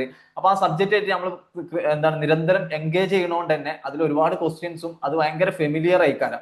അപ്പൊ നമുക്ക് തോന്നുന്നത് അത് ഭയങ്കര ഈസി ആണ് എന്നുള്ളത്. അപ്പൊ അതേ ആ ലെവലിൽ നമ്മൾ എന്ത് ചെയ്യും, അതിനെ ജനറൽ പേപ്പർ ആയിട്ട് കമ്പയർ ചെയ്യും. എന്നിട്ട് നമ്മൾ കമ്പയർ ചെയ്തിട്ട് നമ്മൾ പറയുന്നത് ജനറൽ പേപ്പർ എന്നുള്ളത് ഭയങ്കര ടഫ് ആണെന്നുള്ളത്. പക്ഷെ റിയാലിറ്റിയിൽ ജനറൽ പേപ്പർ എന്നുള്ളത് ടഫ് അല്ല. അങ്ങനെ ഒരു ടഫ് ആയിട്ടുള്ള പേപ്പർ അല്ല, നമുക്ക് പഠിച്ചെടുക്കാവുന്നതാണ്. പക്ഷെ അതിൽ നമ്മൾ കുറച്ച് സമയം സ്പെൻഡ് ചെയ്യേണ്ടി വരും. കാരണം നമുക്ക് ഒരു ബാക്ക്ഗ്രൗണ്ടും ഉണ്ടാവില്ല. ഇപ്പൊ മാത്സ് ആണെങ്കിൽ ചിലർക്ക് തീരെ ഒരു ഐഡിയ ഇല്ലാത്തത് ഈ കാര്യം മാത്സ് എന്നുള്ളത്. അതേപോലെ തന്നെ റിസർച്ച് ആണെങ്കിലും റിസർച്ച് പിന്നെയും കുറച്ച് ഐഡിയ ഉണ്ടാവും. നമ്മള് പി ജിയിൽ ചിലപ്പോൾ റിസർച്ച് മെത്തഡോളജി എന്നുള്ള പേപ്പറൊക്കെ ഉണ്ടാവും. അതേപോലെ തന്നെ യു ജിയിൽ ചിലർക്ക് ഉണ്ടാവില്ല. അപ്പൊ അതന്നെയാണ് ഇവിടെയും കൂടുതലും പഠിക്കാനുള്ളത്. അപ്പം എന്നാൽ ബാക്കിയുള്ള ടീച്ചിങ്, അതേപോലെ തന്നെ ലോജിക്കൽ റീസണിങ്, ഡാറ്റ ഇന്റർപ്രിട്ടേഷന്, ഇതൊക്കെ നമുക്ക് ഭയങ്കര ടഫായിട്ട് ഫീൽ ചെയ്യും. പക്ഷെ അതൊന്നും ടഫ് അല്ല, പഠിച്ചാൽ ക്രാക്ക് ചെയ്യാവുന്ന ഒന്നേ ഇതിലുള്ള കാര്യങ്ങളൊക്കെ ഉള്ളൂ. അത് നമുക്ക് നിരന്തരം നമ്മൾ എൻഗേജ് ചെയ്യാത്തത് കൊണ്ട് നമുക്ക് ടഫായിട്ട് ഫീൽ ചെയ്യുന്നതാണ്. ഇവൻ മാത്സ് ആണെങ്കിൽ പോലും അതിൽ വരുന്ന ക്വസ്റ്റ്യൻസ് എന്താണ്, അത്ര വലിയ ടഫ് അല്ല. നമ്മൾ ഒരു കൂട്ടാനും കുറക്കാനും ഹരിക്കാനും ഗുണിക്കാനും അറിഞ്ഞാൽ മാത്രം മതി. പിന്നെ അഥവാ മാത്സിന്റെ ഒരു ബേസിക് അറിയുന്ന കുട്ടിനെ സംബന്ധിച്ചിടത്തോളം മാത്സും ഡാറ്റ ഇന്റർപ്രിട്ടേഷനും എന്ത് ചെയ്യാൻ പറ്റും, ക്രാക്ക് ചെയ്യാൻ പറ്റും എന്നുള്ളതാണ്. ഇപ്പം ഇതിലെ ഡാറ്റ ഇന്റർപ്രിട്ടേഷൻ ഒക്കെ പ്രത്യേകിച്ച് എടുത്തു പറയേണ്ടതാണ്. കാരണം ഡാറ്റ ഇന്റർപ്രിട്ടേഷൻ എന്ന് പറഞ്ഞാൽ നമുക്കൊരു ടേബിൾ തരും. ആ ടേബിളിൽ നിന്ന് 5 ക്വസ്റ്റ്യൻസ് ആണ് ഉണ്ടാവുക. അപ്പൊ 5 ക്വസ്റ്റ്യൻസിന്റെ ഒരു പ്രത്യേകത വെച്ചാൽ ആ 5 ക്വസ്റ്റ്യൻസും ടേബിൾ റിലേറ്റഡ് ആയിട്ടാണ് വരിക. ഒരു ഡാറ്റ ഒരു കുട്ടി കൃത്യമായിട്ട് ചെയ്തു പോയിട്ടുണ്ടെങ്കിൽ, ഒരുപാട് ക്വസ്റ്റ്യൻസ് വർക്ക്ഔട്ട് ചെയ്തിട്ടുണ്ടെങ്കിൽ ആ 5 ക്വസ്റ്റ്യൻസ് ഷുവർ ആണ്. ഇപ്പൊ നമ്മൾ കോംപ്രഹെൻഷനെ പറ്റി പറഞ്ഞ പോലെ തന്നെ ഷുവർ ആയിട്ടുള്ള 5 ക്വസ്റ്റ്യൻ ഡാറ്റ എന്നുള്ളത്. കാരണം ഡിഫറെന്റ് അല്ലല്ലോ, ഒറ്റ ടാബിൾ നിന്നാണ് എന്ത് ചെയ്യുന്നത് 5 ക്വസ്റ്റ്യൻസ് വരുന്നത്. അപ്പൊ നമ്മൾ വർക്ക്ഔട്ട് ചെയ്താൽ നമുക്ക് ഏറ്റവും ഉറപ്പിക്കാം ഒരു യൂണിറ്റിൽ നിന്ന് 5 ക്വസ്റ്റ്യൻസ് നമുക്ക് ശരിയാക്കാൻ പറ്റുന്ന. ബാക്കി എല്ലാ യൂണിറ്റിനെ കുറിച്ച് നമുക്ക് പറയാൻ പറ്റൂല. പക്ഷെ കോംപ്രഹെൻഷനെ പറ്റിയും ഡാറ്റിനെ പറ്റി നമുക്ക് എന്ത് ചെയ്യാൻ പറ്റും, അങ്ങനെ പറയാൻ പറ്റും. അപ്പൊ തന്നെ നമുക്ക് എന്ത് ചെയ്ത് 10 ക്വസ്റ്റ്യൻസ് നമ്മൾ റെഡിയാക്കി. അഥവാ 20 മാർക്ക് നമുക്ക് അവിടെ കിട്ടുകയാണ്. 20 മാർക്ക് നമുക്ക് അപ്പൊ തന്നെ 2 യൂണിറ്റിൽ നിന്ന് കിട്ടും. പക്ഷെ ഡാറ്റയിൽ മാത്സിന്റെ ഒരു ബേസിക് നമ്മൾ ഉണ്ടാവണം, ഒരുപാട് വർക്ക്ഔട്ട് ചെയ്യണം. കോംപ്രഹെൻഷൻ ഇവൻ നമ്മൾ വർക്ക്ഔട്ട് ചെയ്തിട്ടില്ലെങ്കിലും ക്രാക്ക് ചെയ്യാൻ പറ്റുന്ന ഒന്നാണ്. പക്ഷെ ഡാറ്റയിൽ അങ്ങനെയല്ല, എന്ത് ചെയ്യണം, വർക്ക്ഔട്ട് ചെയ്യണം. പക്ഷെ വർക്ക്ഔട്ട് ചെയ്ത് കഴിഞ്ഞാൽ നമുക്ക് 5 ക്വസ്റ്റ്യൻസും ഈസിലി എന്ത് ചെയ്യാൻ പറ്റും, ക്രാക്ക് ചെയ്യാൻ പറ്റും. പിന്നെ ടീച്ചിങ്ങിലൊക്കെ ആണെങ്കിലും കുറെ നമുക്ക് കോമൺ സെൻസ് വെച്ചിട്ട് ആൻസർ ചെയ്യാൻ പറ്റുന്ന കുറെ ക്വസ്റ്റ്യൻസ് വരും. പിന്നെ എന്തായാലും എല്ലാത്തിനും കുറച്ച് ടഫ് ക്വസ്റ്റ്യൻസ് ഒക്കെ ഉണ്ടാവും. അപ്പം ബേസിക്കലി മനസ്സിലാക്കേണ്ടത് പേപ്പർ 1 എന്നുള്ളത് അല്ലെങ്കിൽ ജനറൽ പേപ്പർ എന്നുള്ളത് അത്ര ടഫ് ആയിട്ടുള്ള ഒരു പേപ്പർ അല്ല എന്നുള്ളതാണ്. ഓക്കെ. പിന്നെ പേപ്പർ ടു എല്ലാ ടോപ്പിക്സും നിങ്ങൾക്ക് ഫെമിലിയർ ആയിക്കാരം. അതുകൊണ്ട് ഞാൻ ഡീറ്റെയിൽ ആയിട്ട് പറഞ്ഞില്ല. ഇതിലും 10 യൂണിറ്റ്സ് ആണ് വരുന്നത്. ഇതിൽ പല യൂണിറ്റ്സും നിങ്ങൾ CUT-ക്ക് വേണ്ടിയിട്ട് കവർ ചെയ്തേക്കാരം. അതിൽ ആ യൂണിറ്റിൽ കുറച്ച് അഡീഷണൽ ടോപ്പിക്സ് വരും. ഇപ്പൊ നമ്മൾ കോച്ചിങ് കൊടുത്ത സമയത്ത് ഇവൻ നമ്മൾ നെറ്റിന്റെ കൊടുക്കുന്ന പോലെ തന്നെ ആയിരുന്നു CUT-ക്കും കൊടുത്തിരുന്നത്. അഥവാ ഇപ്പൊ പൊളിറ്റിക്കൽ തോട്ട് ആണെങ്കിലും അഡീഷണൽ തിങ്കേഴ്സിനെ ഡിസ്കസ് ചെയ്യുക, അങ്ങനെ ചെയ്തിട്ടുണ്ടായിരുന്നു. അപ്പോൾ ഇതിൽ മനസ്സിലാക്കേണ്ടത് വെച്ചാല് ഇതിൽ വരുന്ന പൊളിറ്റിക്കൽ തിയറി ആണെങ്കിലും പൊളിറ്റിക്കൽ തോട്ട് ആണെങ്കിലും ഇന്ത്യൻ പൊളിറ്റിക്കൽ തോട്ട് ആണെങ്കിലും കമ്പാരിറ്റീവ് പൊളിറ്റിക്കൽ അനാലിസിസ് ആണെങ്കിലും ഇന്റർനാഷണൽ റിലേഷൻ ആണെങ്കിലും ഇന്ത്യൻ ഫോറിൻ പോളിസി ആണെങ്കിലും പൊളിറ്റിക്കൽ ഇൻസ്റ്റിറ്റ്യൂഷൻ ഇന്ത്യ അഥവാ നമ്മളെ കോൺസ്റ്റിറ്റ്യൂഷൻ ഒക്കെ വരുന്ന ഏരിയ ആണത്. പിന്നെ political process in India, public administration, governance and public policy എന്നുള്ള ഈ 10 യൂണിറ്റ് എല്ലാവർക്കും ഫെമിലിയർ ആയിക്കാരം. അപ്പൊ അതുകൊണ്ട് തന്നെ ഇതിൽ നമ്മളൊരു കാര്യം മനസ്സിലാക്കേണ്ടത് വെച്ചാല് പേപ്പർ 2 എന്നുള്ളത് എല്ലാവരെ സംബന്ധിച്ചിടത്തോളം ഈസി ആയിട്ടുള്ള ഒന്നാണ്. ഈസി ആയിട്ടുള്ള ഒന്നാണെന്ന് പറയുമ്പോൾ നമുക്ക് കാണുമ്പോൾ എന്തേക്കാരം ഈസി ആയിക്കാരം. പക്ഷെ JRF ക്രാക്ക് ചെയ്യാൻ നമ്മൾ നല്ല വർക്ക്ഔട്ട് ചെയ്യണം. ഈവൻ പേപ്പർ 2 ആണെങ്കിലും അത് ഞാൻ പറയാം. പക്ഷെ ഇവിടെ നമ്മൾ മനസ്സിലാക്കേണ്ടത് വെച്ചാൽ പേപ്പർ 2 എന്നുള്ളത് എല്ലാവർക്കും ഫെമിലിയർ ആയതുകൊണ്ട് തന്നെ ഇതിൽ നമുക്ക് അഡ്വാൻറ്റേജ് എടുക്കുക എന്നുള്ളത് ഭയങ്കര ബുദ്ധിമുട്ടായിക്കാരം.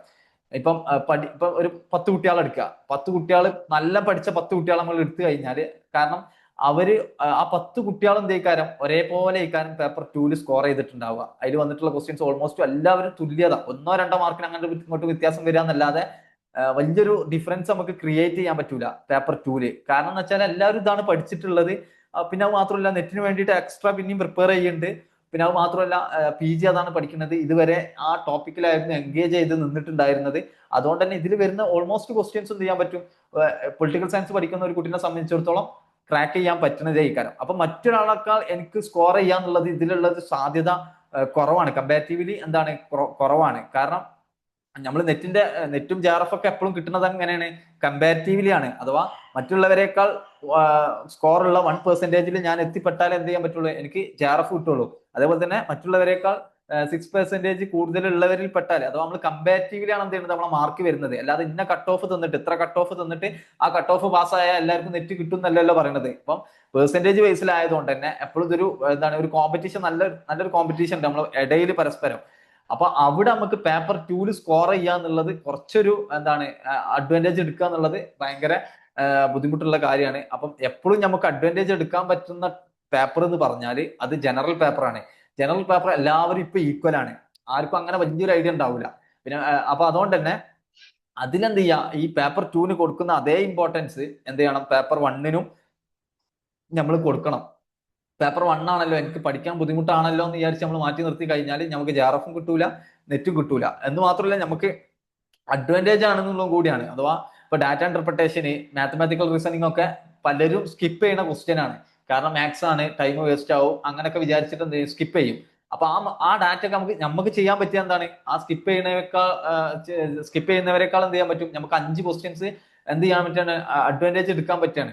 അപ്പം എപ്പോഴും നമുക്ക് അഡ്വാൻറ്റേജ് എടുക്കാൻ പറ്റുന്നത് ജനറൽ പേപ്പറാണെന്ന് മനസ്സിലാക്കുക, പേപ്പർ 2 അല്ല എന്നുള്ളതാണ്. ഞാനിത് വീണ്ടും വീണ്ടും പറയാൻ കാരണം എന്ന് വെച്ചാൽ നെറ്റ് എക്സാമിൽ വരുന്ന പല കുട്ടികളും ചെയ്യുന്ന കാര്യം എന്ന് വെച്ചാൽ പൊളിറ്റിക്കൽ സയൻസിൽ ഇരുന്ന് അങ്ങനെ പ്രിപ്പയർ ചെയ്യും. പൊളിറ്റിക്കൽ സയൻസ് പ്രിപ്പയർ ചെയ്യേണ്ടെന്നല്ല, എങ്ങനെയാണോ നിങ്ങൾ CUTക്ക് പൊളിറ്റിക്കൽ സയൻസ് പ്രിപ്പയർ ചെയ്ത് അതേപോലെ തന്നെ നെറ്റിനും പൊളിറ്റിക്കൽ സയൻസ് പ്രിപ്പയർ ചെയ്യണം. പക്ഷേ അതേപോലെ തന്നെ ആ ഒരു എഫേർട്ട് എന്തിനും കൊടുക്കണം, ജനറൽ പേപ്പർ പ്രിപ്പയർ ചെയ്യാനും കൊടുക്കണം എന്നുള്ളതാണ്. കാരണം അല്ലാതെ നമുക്ക് എന്ത് ചെയ്യാൻ പറ്റൂല, ആ ഒരു സ്കോറിലേക്ക് എത്താന്നുള്ളത് പോസിബിൾ അല്ല. അത് ഞാൻ വഴിയെ പറഞ്ഞുതരാം എങ്ങനെയാണെന്നുള്ളത്. അപ്പൊ ആ ഒരു ഡിഫറൻസ് മനസ്സിലായില്ലേ, പേപ്പർ 1ഉം പേപ്പർ 2ഉം ഏതിലാണ് നമുക്ക് അഡ്വാൻറ്റേജ് എടുക്കേണ്ടത് എന്നുള്ളത്. ഓക്കെ, ഇനി അപ്പം ഓൾമോസ്റ്റ് എന്താണ് എക്സാം, എന്താണ് എലിജിബിലിറ്റി, ഏതൊക്കെയാണ് പേപ്പർ, ഏതൊക്കെയാണ് യൂണിറ്റ്സ് ആള്, ഇതൊക്കെ നമ്മൾ ഡീറ്റെയിൽ ആയിട്ട് തന്നെ പറഞ്ഞ് ഇനി നമ്മൾ പറയാൻ പോണത് എങ്ങനെയാണ് നമുക്ക് ജെആർഎഫ് ക്രാക്ക് ചെയ്യാന്നുള്ളതാണ്. നമ്മുടെ ഈ ഒരു സെഷന്റെ ഉദ്ദേശം ജെആർഎഫ് ക്രാക്ക് ചെയ്യാന്നുള്ളതാണ്, നെറ്റ് ക്രാക്ക് ചെയ്യാന്നല്ല. എങ്ങനെ ഫസ്റ്റ് അറ്റംപ്റ്റ് എന്നുള്ളതുകൊണ്ട് ഉദ്ദേശിക്കുന്നത് ഏറ്റവും ഇമ്മീഡിയറ്റ് ആയിട്ട് നമുക്ക് എപ്പോഴാണ് ഇമ്മീഡിയറ്റ് ആയിട്ട് നമുക്ക് എങ്ങനെ ജെആർഎഫ് ക്രാക്ക് ചെയ്യാന്നുള്ളതാണ്. ഫസ്റ്റ് അറ്റംപ്റ്റിന് ആയിക്കോളന്നില്ല, ഈവൻ PG കഴിയണതിന്റെ മുമ്പ് എന്ത് ചെയ്യണം, നിങ്ങൾ ജെആർഎഫ് അടിക്കണം എന്നുള്ളതാണ്. അങ്ങനെ അടിക്കണമെങ്കിൽ നിങ്ങൾ ഇപ്പൊ എന്ത് ചെയ്യണം എന്നുള്ളതാണ് നമ്മൾ കൃത്യമായിട്ട് പറയണത്. ഓക്കെ, അപ്പൊ അതിൽ ഫസ്റ്റ് ജെആർഎഫിന്റെ ഒരു വാല്യൂ, ഇപ്പൊ നിലവിൽ ജെആർഎഫിന്റെ ഒരു എമൗണ്ട് എങ്ങനെയാന്നുള്ളതാണ് ഇതിൽ കൊടുത്തിട്ടുള്ളത്. അപ്പോ നമുക്കറിയാം 5 വർഷമാണ് PhDന്റെ ഒരു ടൈം വരുന്നത്. അപ്പം അതിൽ 2 വർഷം എന്താണ്, ഫസ്റ്റത്തെ 2 വർഷമാണ് ഈ ജൂനിയർ റിസർച്ച് ഫെലോഷിപ്പ് നമുക്ക് കിട്ടുന്നത്. അത് മന്ത്ലി 37,000 രൂപയാണ് നമുക്ക് പെർ മന്ത് കിട്ടുക. അതിന്റെ കൂടെ തന്നെ HR കിട്ടും. HR എന്ന് പറഞ്ഞാൽ HR ഇപ്പം ഓരോ സിറ്റിക്ക് അനുസരിച്ച് എന്ത് ചെയ്യും, ഡിഫറൻസ് ഉണ്ടാവും HR ഇപ്പൊ ഡൽഹി ഒക്കെ ആണെങ്കിൽ നമുക്ക് 10,000 എന്ത് ചെയ്യും HR ആയിട്ട് തന്നെ കിട്ടും. അപ്പൊ ടോട്ടൽ 47,000 എന്ത് ചെയ്യും നമുക്ക് മന്ത്ലി എന്ത് ചെയ്യും കിട്ടും ജെആർഎഫ് അടിച്ചു കഴിഞ്ഞാല്. പിന്നെ അത് 2 വർഷം കഴിഞ്ഞാൽ പിന്നെ അത് SRF ആവും. SRF ആണ് നമ്മൾ വേറെ എക്സാം ഒന്നും എഴുതണ്ട, ഈ ജെആർഎഫ് കിട്ടിയവർക്ക് തന്നെ എന്ത് ചെയ്യും ഓട്ടോമാറ്റിക്കലി SRF മാറുന്നതാണ്. അഥവാ സീനിയർ റിസർച്ച് ഫെലോഷിപ്പ് എന്ന് പറയും. പിന്നത്തെ 3 വർഷം അത് 42,000 ആണ് പെർ മന്ത്. അതിന്റെ കൂടെ തന്നെ ഈ പറഞ്ഞ പോലെ HR. അപ്പൊ ഒരു ഏകദേശം ഒരു 52,000 ആ ഒരു ലെവലിൽ എന്ത് ചെയ്യാൻ പറ്റും, ഏൺ ചെയ്യാൻ പറ്റും. ഇപ്പൊ ഡൽഹിയിലൊക്കെ ആണെങ്കിൽ അത് സിറ്റി അനുസരിച്ച് HR മാറും. ചിലപ്പോൾ 5,000 7,000 10,000 ആയിരിക്കും എന്നുള്ളതാണ്. പിന്നെ അതിന്റെ കൂടെ തന്നെ കണ്ടിൻജൻസി ഫണ്ട് ആയിട്ട് എന്ത് ചെയ്യും 20,000 എന്ത് ചെയ്യും ബുക്കിന് കിട്ടും. ബുക്ക് ആൻഡ് ട്രാവൽ എന്ന് പറഞ്ഞിട്ട് ഒരു കണ്ടിൻജൻസി ഫണ്ട് 20,000 ഇയർലി കിട്ടും, മന്ത്ലി അല്ല. അത് എനിക്ക് തോന്നുന്നത് ഫസ്റ്റ് 2 വർഷം 10,000, പിന്നുള്ള 3 വർഷം 20,000 ആയിട്ടാണ്. ജസ്റ്റ് 20,000 കൊടുത്തു എന്നുള്ളൂ. ഓക്കെ, അങ്ങനെ ടോട്ടൽ ഒരു 25 ലക്ഷം നമുക്ക് 5 ഇയേഴ്സ് കൊണ്ട് എന്ത് ചെയ്യാൻ പറ്റും, ഏൺ ചെയ്യാൻ പറ്റുന്നതാണ്. പക്ഷെ ഇത് ഞാൻ എന്താണ്, റിസർച്ച് ചെയ്യാനുള്ള ഒരു മോട്ടീവ് ഒരിക്കലും ഇതായിരിക്കരുത്. റിസർച്ച് നമുക്ക് എപ്പോഴും റിസർച്ചിന്റെ ഒരു എന്താണ് ആ ഒരു ഇൻഡ്യൂസിയാസം ഉണ്ടാവണം. അല്ലാതെ പൈസ കണ്ട് മാത്രം റിസർച്ചിന് പോകരുത്. റിസർച്ച് ചെയ്യുന്ന ഒരാൾക്ക് എന്തായാലും മസ്റ്റ് ആയിട്ട് ഉണ്ടാവേണ്ട സാധനമാണ് എന്ത് ജെആർഎഫ് എന്നുള്ളത്. അല്ലെങ്കിൽ ഇവൻ നമ്മൾ എത്ര റിസർച്ച് ഇൻഡ്യൂസിയാസ്റ്റ് ആണെങ്കിലും ഭയങ്കര സ്ട്രഗിളിങ് ആയിക്കാരം. ഇവൻ നമ്മളെ റിസർച്ച് പോലെ നമുക്ക് പ്രോപ്പറായിട്ട് ചെയ്യാൻ ബുദ്ധിമുട്ടായിക്കാരം. അപ്പോ ജെആർഎഫ് മാക്സിമം റിസർച്ച് നല്ല പാഷനായിട്ട് കൊണ്ടു നടക്കുന്ന പോലെ എന്ത് ചെയ്യുക, ജെആർഎഫ് ക്രാക്ക് ചെയ്യാൻ നോക്കുക. ഇനി ഇവൻ നിങ്ങൾ റിസർച്ചിന് പോകണില്ലെങ്കിലും ജെആർഎഫ് ക്രാക്ക് ചെയ്യുക. അതിന്റെ ഓപ്പർച്യൂണിറ്റീസ് ടീച്ചിങ്ങിലാണെങ്കിലും നമ്മൾ വേറെ ഇന്റർവ്യൂസിന് പോവാണെങ്കിലും അസിസ്റ്റന്റ് പ്രൊഫസർ ആയിട്ട് എവിടെ കയറാൻ ഇന്റർവ്യൂവിന് പോവാണെങ്കിലും ഒക്കെ അതിന്റെ ഒരു വെയിറ്റേജ് വേറെ തന്നെയാണ്. അപ്പം വെറും റിസർച്ച് മാത്രമാണെന്ന് വിചാരിച്ചിട്ട് എന്ത് ചെയ്യരുത്, നിൽക്കരുത്. റിസർച്ച് ആണ് ഫെലോഷിപ്പ് കിട്ടുക, നമ്മൾ റിസർച്ചിന് കയറിയാൽ മാത്രമേ ഫെലോഷിപ്പ് കിട്ടുള്ളൂ എന്നുള്ളതാണ്. പക്ഷെ അതല്ലാതെ നമുക്ക് ഒരുപാട് അഡ്വാൻറ്റേജ് ഉണ്ടെന്നുള്ളതാണ്. ഞാൻ അതിലേക്ക് അധികം പോണില്ല. ഇനി അപ്പൊ നമ്മൾ ജെആർഎഫിന് എങ്ങനെ ജെആർഎഫ് ക്രാക്ക് ചെയ്യാം, ജസ്റ്റ് മിനിറ്റ്. എങ്ങനെ ജെആർഎഫ് ക്രാക്ക് ചെയ്യാന്നുള്ളതാണ് നമ്മൾ പറയാൻ പോകുന്നത്. അപ്പൊ അതിന്റെ ഫസ്റ്റ് നമ്മൾ മനസ്സിലാക്കേണ്ടത് വെച്ചാൽ ജെആർഎഫിന്റെ കട്ട് ഓഫ് ആണ്. എത്രയാണ് ജെആർഎഫിന്റെ കട്ട് ഓഫ് വരുന്നത് എന്നുള്ളതാണ്. അപ്പൊ ഞാൻ ഇവിടെ എടുത്തിട്ടുള്ള കട്ട് ഓഫ് ജനറൽ കാറ്റഗറിന്റെ ആണ്. ഒബിസിന്റെ ഞാൻ അതിന്റെ ശേഷം കാണിക്കുന്നുണ്ട്. പക്ഷെ ഞാൻ കംപ്ലീറ്റ്ലി ജനറൽ കാറ്റഗറിന്റെ ബേസിലാണ് ഈ ഒരു സെഷന് പോവുക. കാരണം ഈവൻ OBC ആണെങ്കിലും SC ST ആണെങ്കിലും PWD ആണെങ്കിലും എല്ലാവരും ജനറൽ കാറ്റഗറി ഉള്ളവർ എങ്ങനെയാണോ പ്രിപ്പയർ ചെയ്യുന്നത് അതേപോലെ തന്നെ പ്രിപ്പയർ ചെയ്യണം. പ്രിപ്പറേഷനിൽ ഒരിക്കലും നമ്മൾ SC ST ആണ് അല്ലെങ്കിൽ OBC എന്ന് പറഞ്ഞിട്ട് എന്ത് ചെയ്യരുത്, മാറിക്കരുത്. നമുക്ക് എന്തായാലും എക്സാം കഴിഞ്ഞാൽ അതിന്റെ ഒരു റിസർവേഷനും കാര്യങ്ങളൊക്കെ ഉണ്ടാവും. പക്ഷെ പ്രിപ്പറേഷനിൽ എപ്പോഴും എന്തായിരിക്കണം, ഒരു ജനറൽ കാറ്റഗറിന്റെ സ്കോർ നമ്മൾ അച്ചീവ് ചെയ്യാൻ നോക്കണം എന്നുള്ളതാണ്. അതുകൊണ്ട് ഇവൻ SC ST ആണെങ്കിലും OBC ആണെങ്കിലും ഒക്കെ അവരുടെ ഒരു ടാർഗറ്റ് അവർ എപ്പോഴും വെക്കേണ്ടത് SC STന്റെ കട്ട് ഓഫ് അല്ല, അല്ലെങ്കിൽ OBCന്റെ കട്ട് ഓഫ് അല്ല, ജനറൽ കാറ്റഗറിന്റെ കട്ട് ഓഫ് എത്രയാണോ വരുന്നത് ആ ഒരു ലെവലിൽ വെച്ചിട്ട് തന്നെ എന്ത് ചെയ്യുക, പ്രിപ്പറേഷൻ മുന്നോട്ട് കൊണ്ടുപോകണം എന്നുള്ളതാണ്. അപ്പം ജനറൽ കാറ്റഗറിന്റെ ഒരു കട്ട് ഓഫ് എടുത്ത് നോക്കുമ്പോൾ നിങ്ങൾക്ക് കൃത്യമായിട്ട് മനസ്സിലാവുന്നത് JRFന്റെ ഒരു കട്ട് ഓഫ് കൂടി വരുന്നത്. ഇപ്പൊ 2023 ഡിസംബർ എക്സാമില് JRFന്റെ കട്ട് ഓഫ് 216 വന്നത്. 216 പറയുമ്പോൾ 300 കേട്ടോ മാർക്ക്, നമ്മൾ പറഞ്ഞല്ലോ. അപ്പൊ ഈ 300 216 ഉണ്ടായാല് JRF കിട്ടും എന്നുള്ളതാണ്. അഥവാ 108 ക്വസ്റ്റ്യൻസ് നമ്മൾ എന്ത് ചെയ്താൽ മതി, ശരിയാക്കിയാൽ മതി. 150 ക്വസ്റ്റ്യൻസ് 108 ക്വസ്റ്റ്യൻസ് ശരിയാക്കിയാൽ മതിയായിരുന്നു. പക്ഷേ അതിനുശേഷം എന്താണ്, 2023 ഡിസംബർ കഴിഞ്ഞതിന് ശേഷം ജൂൺ 2024 എന്ത് ചെയ്തു, കട്ട് ഓഫ് എങ്ങോട്ട് ഉയർന്നു, 232 ഉയർന്നു. അപ്പം ഈ സമയത്ത് പെർസെന്റേജിലാണ് കേട്ടോ വന്നത്. അത് ഞാൻ മാർക്കിലേക്കാണ് കൺവേർട്ട് ചെയ്തതാണ്. അപ്പൊ ചെറിയ വ്യത്യാസം ഉണ്ടാവും. ഇപ്പൊ 216 അതിന്റെ ശേഷമുള്ളതൊക്കെ എക്സാക്ട് മാർക്കായിട്ട് തന്നെ പബ്ലിഷ് ചെയ്തതാണ്. 2024 ജൂണിൽ 2 ഷിഫ്റ്റ് ആയിട്ട് നടന്നുകൊണ്ട് തന്നെ എന്താണ്, അത് പെർസെന്റേജിലാണ് എന്ത് ചെയ്തത്, കാൽക്കുലേറ്റ് ചെയ്തിട്ട്, അതുകൊണ്ട് അതിനെ മാർക്കിലേക്ക് കൺവേർട്ട് ചെയ്താണ്. നമുക്ക് അപ്രോക്സിമേറ്റ്ലി 232 അല്ലെങ്കിൽ 233 ആ ഒരു റേഞ്ചിലാണ് എന്ത് ചെയ്തത്, ഈ 2024 ജൂണത്തെ എന്ത് ചെയ്ത് കട്ട് ഓഫ്, JRFന്റെ കട്ട് ഓഫ് വന്നത് എന്നുള്ളത്. അതിനുശേഷം അഥവാ എത്ര മാർക്ക് കൂടി, 16 മാർക്ക് കൂടിയില്ലേ. 2023 ഡിസംബറിനേക്കാൾ 2024 ജൂണിലേക്ക് വരുമ്പോൾ 16 മാർക്കാണ് കൂടിയത്. 16 മാർക്ക് എന്ന് പറയുമ്പോൾ 8 ക്വസ്റ്റ്യൻസ് എന്ത് ചെയ്യണം, നമ്മൾ അഡീഷണലി ശരിയാക്കണം എന്നുള്ളത്. ഓക്കെ. പിന്നെ ഈ 2024 ജൂണിന് ശേഷം 2024 ഡിസംബറിലേക്ക് വന്നപ്പോൾ 2 മാർക്കാണ് കൂടിയത്. അധികം വലിയൊരു ചേഞ്ച് വന്നിട്ടില്ല. പക്ഷെ നമ്മളെ റീസെന്റ് നടന്ന 2025 ജൂണിൽ നടന്ന എക്സാമില് അത് 244 ആയിട്ട് എന്ത് കട്ട് ഓഫ് റേസ് ചെയ്തു എന്നുള്ളതാണ്. അപ്പൊ ആ ഒരു ഭയങ്കര വലിയൊരു ഗ്രോത്ത് ആണ് ഉണ്ടായിട്ടുള്ളത്. ഓക്കെ. അപ്പൊ ഇങ്ങനെ ഒരു ഗ്രോത്ത് ഇതിനു മുമ്പ് ഉണ്ടായിട്ടില്ല. അപ്പൊ ഈ 2023 ശേഷം എടുക്കുകയാണെങ്കിൽ നമുക്ക് ഇങ്ങനെ ഒരു ഗ്രോത്ത് കാണാൻ പറ്റില്ല. ചെറിയൊരു ഗ്രോത്ത് ഉണ്ടാവും. പക്ഷെ ഇപ്പം ഈ ഡിസംബറിൽ വന്നിട്ടുള്ള ഒരു മാറ്റം 244 എത്തുക എന്ന് പറഞ്ഞാൽ വലിയൊരു മാറ്റമാണ് വന്നിട്ടുള്ളത്. അപ്പൊ അതിനുള്ള ഒരു പ്രധാന കാരണം എന്ന് വെച്ചാൽ ഇപ്പൊ എല്ലാവരും എക്സാമിനെ കുറിച്ച് നല്ല ഫെമിലിയർ ആണ്. പിന്നെ അത് മാത്രമല്ല CUT എഴുതിയിട്ടാണ് എന്ത് ചെയ്യുന്നത്, നെറ്റ് എഴുതാൻ വരുന്നത്. അപ്പൊ ആ ഒരു കോമ്പറ്റീഷൻ ലെവൽ അവർ കീപ്പ് ചെയ്യുന്നുണ്ട് എന്നുള്ളതാണ്. പിന്നെ അതേപോലെ തന്നെ കോച്ചിങ് ഇൻസ്റ്റിറ്റ്യൂട്ട് ഒരുപാട് വന്നു. പിന്നെ അതേപോലെ തന്നെ എന്താണ്, എക്സാം നല്ല ഫെമിലിയർ ആയി, എങ്ങനെയാണ് പ്രിപ്പയർ ചെയ്യേണ്ടത്, എന്തൊക്കെയാണ് അതിലെ കണ്ടന്റ്, ഇങ്ങനത്തെ കാര്യങ്ങളൊക്കെ എന്താണ് ഭയങ്കര ഫെമിലിയർ ആയതുകൊണ്ടാണ് എന്ത് ചെയ്തത് ഇങ്ങനൊരു ഹൈക്ക് വന്നത് എന്നാണ് വിചാരിക്കുന്നത്. അപ്പം നമ്മൾ ഇനി എക്സ്പെക്ട് ചെയ്യേണ്ടത് വെച്ചാല് നെക്സ്റ്റ് നമ്മൾ ഈ ഡിസംബർ അല്ലെങ്കിൽ അടുത്ത ജൂണൊക്കെ എന്ത് ചെയ്യാൻ പറ്റും, കട്ട് ഓഫ് കൂടാൻ സാധ്യത ഉണ്ട്. ഇപ്പം ഈ ഡിസംബറിലൊക്കെ നമ്മളൊരു 250 ഇനി അങ്ങോട്ട് ഒരു 250 എന്ത് ചെയ്യണം, നമ്മൾ ഒരു കട്ട് ഓഫ് ആയിട്ട് തന്നെ നമ്മൾ പഠിക്കണം എന്നുള്ളതാണ്. കാരണം ഇപ്പൊ ജൂണില് 244 മാർക്ക് എത്തിയിട്ടുണ്ടെങ്കിൽ അത് ഇനി എന്ത് ചെയ്യും, പതുക്കെ കൂടും. അപ്പൊ നമ്മളൊക്കെ പ്രിപ്പയർ ചെയ്യുമ്പോൾ എന്താണ്, അറ്റ്ലീസ്റ്റ് നമ്മൾ എന്ത് ചെയ്യണം, 250 ആയിരിക്കണം എന്ത് നമ്മളെ കട്ട് ഓഫ്, നമ്മളെ പ്രിപ്പറേഷന്റെ കട്ട് ഓഫ്. അപ്പോൾ ആ ഒരു റേഞ്ചിലേക്ക് എന്ത് ചെയ്യും, ഇനിയും അത് കട്ട് ഓഫ് കൂടാൻ സാധ്യത ഉണ്ട്. അപ്പോൾ അതെന്ത് ചെയ്യുക, നോട്ട് ചെയ്യുക. അപ്പം അത്ര ഈസി അല്ല JRF ക്രാക്ക് ചെയ്യാന്നുള്ളത്. ആദ്യമൊക്കെ ആണെങ്കിൽ ഇപ്പൊ 216 ഒക്കെ ആണെങ്കിൽ നമുക്ക് ഈസിലി ക്രാക്ക് ചെയ്തെടുക്കാവുന്നതേ ഉണ്ടായിരുന്നുള്ളൂ. പക്ഷെ 244 അല്ലെങ്കിൽ 250 എന്ന് പറഞ്ഞാല് ഇപ്പൊ അത്യാവശ്യം നല്ല ഡിഫിക്കൽട്ട് തന്നെയാണ്. നമ്മൾ നല്ല എഫേർട്ട് എടുത്താൽ തന്നെ എന്ത് ചെയ്യുള്ളൂ, JRF കിട്ടുള്ളൂ എന്നുള്ളതാണ്. ഓക്കെ. അപ്പൊ അതിന്റെ ആ ഒരു ഇൻക്രീസ് എന്ത് ചെയ്യാം, നോട്ട് ചെയ്യട്ടോ. പിന്നെ നെറ്റിന്റെ എടുക്കുകയാണെങ്കിൽ ഇപ്പൊ നമ്മൾ JRF ആണല്ലോ പറഞ്ഞത്, നെറ്റ് നമുക്കൊന്ന് സൂചിപ്പിക്കാം. നെറ്റ് ജനറൽ കാറ്റഗറിന്റെ നെറ്റ് തന്നെയാണ് നമ്മളോട് ഡിസ്കസ് ചെയ്യുന്നത്. ഡിസംബർ 2023 190 കിട്ടിയാൽ തന്നെ കിട്ടുമായിരുന്നു, നെറ്റ് കിട്ടുമായിരുന്നു JRF ഇല്ലാതെ. 2024 ജൂണിക്ക് എത്തിയപ്പോൾ അത് 208 പിന്നെ അത് 210 പിന്നെ 218 അഥവാ 218 എന്ന് പറയുമ്പോൾ നമുക്ക് 2023 JRF കിട്ടുന്നതിനെക്കാട്ടി മാർക്ക് കിട്ടണം. അഥവാ 2023 എത്രയായിരുന്നു, 216 അതും മറികടന്ന് 218 ഇപ്പൊ ജൂണിൽ എന്ത് ചെയ്തിട്ടുള്ളത്, നമ്മളെ കട്ട് ഓഫ് വന്നിട്ടുള്ളത്, നെറ്റ് കിട്ടാനുള്ള കട്ട് ഓഫ് വന്നിട്ടുള്ളത് എന്നുള്ളത്. പിന്നെ PhD ഹോൾഡിന്റെ ഞാൻ ഇതിൽ കൊടുത്തിട്ടില്ല. ഞാൻ ആർക്കെങ്കിലും എന്തെങ്കിലും അറിയണമെന്നുണ്ടെങ്കിൽ എന്ത് ചെയ്താൽ മതി, പേഴ്സണലി കോൺടാക്ട് ചെയ്താൽ മതി. നമ്മൾ ഇമ്പോർട്ടന്റ് ആയിട്ടുള്ള JRFും അതേപോലെ തന്നെ നെറ്റും ആയതുകൊണ്ടാണ് എന്ത് ചെയ്തത്, രണ്ടിന്റെയും ഒരു ഡാറ്റ ഇവിടെ കൊടുത്തിട്ടുള്ളത് എന്നുള്ളത്. ഇത് നിങ്ങൾ കൃത്യമായിട്ട് മനസ്സിലാക്കണം. കാരണം എത്രത്തോളം ഇമ്പോർട്ടന്റ് ആണ്, അത്രത്തോളം കോമ്പറ്റീറ്റീവ് ആണ് ഈ ഒരു എക്സാം എന്നുള്ളത് മനസ്സിലാക്കാൻ വേണ്ടിയിട്ടാണ് എന്ത് ചെയ്തത്, ഞാൻ ഈ ഒരു 2 ഡാറ്റ ഇവിടെ കൊടുത്തിട്ടുള്ളത്. ഓക്കെ. അപ്പൊ കാരണം വെച്ചാല് ഇപ്പൊ 244 മാർക്ക് അല്ലെങ്കിൽ 244 മാർക്ക് കിട്ടണമെങ്കിൽ നമ്മൾ എത്ര ക്വസ്റ്റ്യൻസ് ശരിയാക്കണം, 122 ക്വസ്റ്റ്യൻസ് ശരിയാക്കണം. 150 ക്വസ്റ്റ്യൻസിൽ 122 ക്വസ്റ്റ്യൻസ് ശരിയാക്കിയാൽ നമുക്ക് എന്ത് ചെയ്യാൻ പറ്റുള്ളൂ, 244 മാർക്ക് സ്കോർ ചെയ്യാൻ പറ്റുള്ളൂ എന്നുള്ളതാണ്. അപ്പൊ 150 ക്വസ്റ്റ്യൻസ് 122 ക്വസ്റ്റ്യൻസ് ക്രാക്ക് ചെയ്യാന്നുള്ളത് അത്യാവശ്യം നല്ല ടാസ്ക് ഉള്ള കാര്യം തന്നെയാണ്. ടാസ്ക് പറഞ്ഞാല് കിട്ടൂല എന്നല്ല കേട്ടോ, കിട്ടൂല എന്നല്ല, കിട്ടും, പക്ഷെ നല്ല പ്രിപ്പയർ ചെയ്താലേ കിട്ടുള്ളൂ. പിന്നെ അത് മാത്രമല്ല, പൊളിറ്റിക്കൽ സയൻസിൽ നമുക്കുള്ള ഒരു ബെനിഫിറ്റ് എന്ന് വെച്ചാൽ പൊളിറ്റിക്കൽ സയൻസിൽ എക്സാം എഴുതുന്നവരുടെ എണ്ണം എന്ന് പറഞ്ഞാൽ ഭയങ്കര ഹ്യൂജ് ആണ്.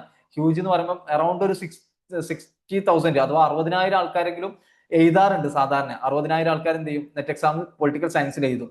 അതുകൊണ്ട് തന്നെ അതിന്റെ 1% പറയുമ്പോൾ ഏകദേശം ഒരു 300, 400, 600 ഉണ്ടാവില്ല, ഒരു 400 to 500ന്റെ ഇടയിൽ എന്തുണ്ടാവും, JRF കിട്ടാനുള്ള സാധ്യത ഉണ്ട്. ഈ 500 ആൾക്കാർക്ക് JRF കിട്ടാണ്ട് എന്ന് പറയുമ്പോൾ പഠിച്ചാൽ, നമ്മൾ നല്ല രൂപത്തിൽ പഠിച്ചു പോയി കഴിഞ്ഞാൽ നമുക്ക് ആ 500ന്റെ ഉള്ളിൽ എത്തുക എന്നുള്ളത് ഭയങ്കര ഈസിയാണ്. ഞാനിത് പറയാൻ കാരണം വെച്ചാൽ ഇപ്പൊ നമ്മൾ IR എടുക്കുക, ഇന്റർനാഷണൽ റിലേഷൻ എടുക്കുകയാണെങ്കിൽ, ഈ ഇന്റർനാഷണൽ റിലേഷനിൽ എത്ര ആൾക്കാരെ എഴുതണം വെച്ചാൽ മാക്സിമം ഒരു 1000, 1200 ആൾക്കാരാണ് എക്സാം എഴുതുന്നുണ്ടാവുക. അപ്പൊ ഈ 1200 ആൾക്കാരില് 1% എന്ന് പറയുമ്പോൾ എത്ര ആൾക്കാർ? 1% എന്ന് പറയുമ്പോൾ 10 12 ആൾക്കാരാണ് എന്ത് ചെയ്യാ വരിക. ഈ 12 ആൾക്കാരിൽ തന്നെ റിസർവേഷൻ വേറെ തന്നെ ഉണ്ടാവും. അപ്പോ അതിന്റെ ഇടയിൽ നമുക്കൊരു JRF കിട്ടുക എന്നുള്ളത് അത്രയും ടാസ്ക് ആണ്. അപ്പൊ കമ്പാരിറ്റീവ്ലി IR ആയിട്ടും മറ്റു ചില സബ്ജക്ട്സ് ആയിട്ടൊക്കെ നമ്മൾ കമ്പയർ ചെയ്യുമ്പോൾ പൊളിറ്റിക്കൽ സയൻസിൽ പഠിച്ചാൽ നമുക്ക് നെറ്റ് JRF തന്നെ ക്രാക്ക് ചെയ്യാനുള്ള സാധ്യത ഭയങ്കര ഹൈ ആണ്. നെറ്റ് ക്രാക്ക് ചെയ്യാൻ ഏകദേശം ഒരു 2000, 2500 ആൾക്കാർക്ക് നെറ്റ് കിട്ടാൻ സാധ്യതയുണ്ട്. അപ്പം നെറ്റ് എന്തായാലും കിട്ടും, ഒരു ആവറേജ് എബോ ആവറേജ് ലെവലിൽ തന്നെ നമ്മൾ പഠിച്ചാൽ നെറ്റ് കിട്ടും. പക്ഷെ നമ്മൾ കുറച്ചൊന്ന് ഹാർഡ് വർക്ക് എടുത്തു കഴിഞ്ഞാൽ നമുക്ക് എന്ത് ചെയ്യാൻ പറ്റും, JRF തന്നെ അടിക്കാൻ പറ്റും. ഇപ്പൊ IR-ലൊക്കെ നമ്മൾ നല്ല എഫേർട്ട് എടുത്താൽ പോലും നമുക്കൊരു ലക്ക് എന്നുള്ളൊരു ഫാക്ടർ അവിടെ വരും. കാരണം 10-12 ആൾക്കാർക്കുള്ള ചാൻസേ ഉള്ളൂ. അപ്പോ എന്താണ് അതിന്റെ ഒരു സാധ്യത, എന്താണ് ഇവൻ നമ്മൾ പഠിച്ചു കഴിഞ്ഞാൽ നമുക്കൊരു കിട്ടുമോ കിട്ടില്ല എന്നുള്ളൊരു ഡൗട്ട് വരാണ്ട്. പക്ഷെ പൊളിറ്റിക്കൽ സയൻസിൽ നമ്മൾ നല്ല ഇരുന്ന് നല്ല പ്രിപ്പയർ ചെയ്ത് കഴിഞ്ഞാൽ നമുക്ക് ഡെഫിനറ്റ്ലി എന്ത് പറയാൻ പറ്റും, അത് കിട്ടും. കാരണം എന്താണ്, 400 to 500 പേർക്കിടയിൽ അത്ര പേർക്ക് എന്ത് ചെയ്യുന്നുണ്ട്, JRF കിട്ടുന്നുണ്ട്. അപ്പൊ അതിന്റെ ഉള്ളിൽ വരിക എന്നുള്ള അത്ര ടാസ്ക് അല്ല. പഠിച്ചവരെ സംബന്ധിച്ചിടത്തോളം അതിന്റെ ഉള്ളിൽ വരിക എന്നുള്ളത് അത്ര ടാസ്ക് അല്ല എന്നുള്ളത് അതൊന്ന് മനസ്സിലാക്കിയോ കേട്ടോ. പിന്നെ എല്ലാ കാറ്റഗറിന്റെയും കട്ട് ഓഫ് കൊടുത്തിട്ടുണ്ട്. ജസ്റ്റ് എല്ലാവരും ഒന്ന് നോക്കി പോകുന്നത് നല്ലതാണ്. ഇപ്പൊ ജനറൽ കാറ്റഗറിന്റെ ആ ഒരു കൂടിയത്, അഥവാ അപ്പം ജനറൽ കാറ്റഗറിയും അതേപോലെ തന്നെ OBCയും തമ്മിലുള്ള വ്യത്യാസം ഒരു 10 മാർക്കിന്റെ വ്യത്യാസം ഇക്കാരം ഉണ്ടാവുക. കോമൺലി അങ്ങനെയാണ് ഉണ്ടാവല്. അതേപോലെ തന്നെ SC/ST ആണെങ്കിൽ ജനറൽ കാറ്റഗറി ഒരു 20 മാർക്കിന്റെ ആ ഒരു റേഞ്ചിലേക്കാരം ഉണ്ടാവുക, വ്യത്യാസം വരുന്നുണ്ടാവുക എന്നുള്ളത്. ഓക്കെ, അപ്പൊ ഇത് ഞാൻ നോട്ട് ചെയ്യാൻ പറഞ്ഞു വെച്ചാൽ ഇനി നമ്മൾ ഇതിന് ശേഷം പറയുന്ന കാര്യങ്ങൾ നിങ്ങൾ നോട്ട് ചെയ്യണം. അത് നിങ്ങളെ കട്ട് ഓഫ് അനുസരിച്ചല്ല നിങ്ങൾ പ്രിപ്പയർ ചെയ്യേണ്ടത്. പക്ഷെ നിങ്ങൾ ഒരു ഐഡിയ കിട്ടാൻ, നിങ്ങളൊരു എന്തായാലും റിസർവേഷൻ ഉണ്ടാവില്ല, അപ്പൊ ഇതിന്റെ ഐഡിയ കിട്ടാൻ ഇതൊന്ന് നോട്ട് ചെയ്ത് വെക്കണമാണ്. നിങ്ങൾ ഏത് കാറ്റഗറിയിലാണോ വരുന്നത്. ഞാൻ ഇതിൽ PWD കൊടുത്തിട്ടില്ല, കാരണം വെച്ചാൽ PWD ഒരുപാട് കാറ്റഗറീസ് വരുന്നതുകൊണ്ട് ഇതിൽ കൊടുക്കൽ പോസിബിൾ അല്ലാത്തതുകൊണ്ടാണ്. ഇനി PWD കട്ട് ഓഫ് ആർക്കെങ്കിലും അറിയണം എന്നുണ്ടെങ്കിൽ എന്ത് ചെയ്താൽ മതി, എന്നെ കോൺടാക്ട് ചെയ്താൽ മതി കേട്ടോ. അപ്പം അപ്പൊ ഏറ്റവും റീസെന്റ് ആയിട്ടുള്ള ജൂണത്തെ കട്ട് ഓഫ് എടുക്കുകയാണെങ്കിൽ ജനറൽ കാറ്റഗറിക്ക് 244, EWS-ന് 238, OBC-ക്ക് 236, SC 222, ST 218 JRF കിട്ടാനുള്ള കട്ട് ഓഫ് ആണ് കേട്ടോ. ഓക്കെ, നോട്ട് ചെയ്തില്ലേ? ഇനി നമ്മൾ എങ്ങനെയാണ് ഈ ഒരു 250+, നമ്മൾ എന്തായാലും 250+ ടാർഗറ്റ് വെക്കാൻ പാടുള്ളൂ. കാരണം ജസ്റ്റ് മിനിറ്റ്,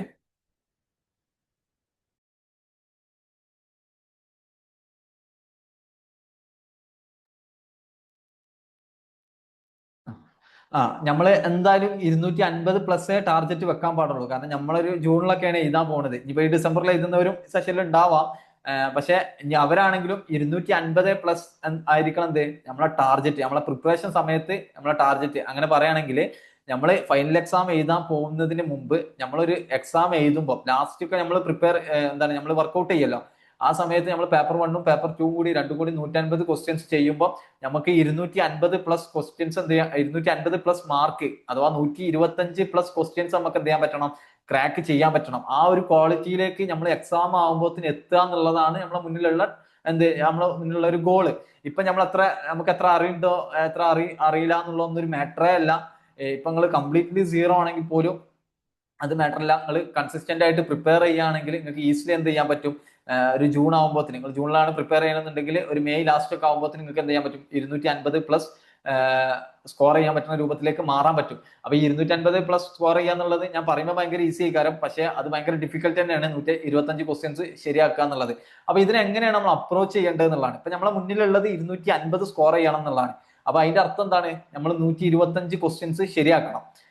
150 ക്വസ്റ്റ്യൻസിന്ന് 125 ക്വസ്റ്റ്യൻസ് നമ്മൾ ശരിയാക്കണം. അപ്പൊ ഈ 125 ക്വസ്റ്റ്യൻസിൽ ഇപ്പൊ പലരും ചിന്തിക്കുന്നുണ്ടാവും എന്ത്, ഇപ്പൊ പൊളിറ്റിക്കൽ സയൻസിൽ 100 ക്വസ്റ്റ്യൻസ് ഉണ്ടല്ലോ.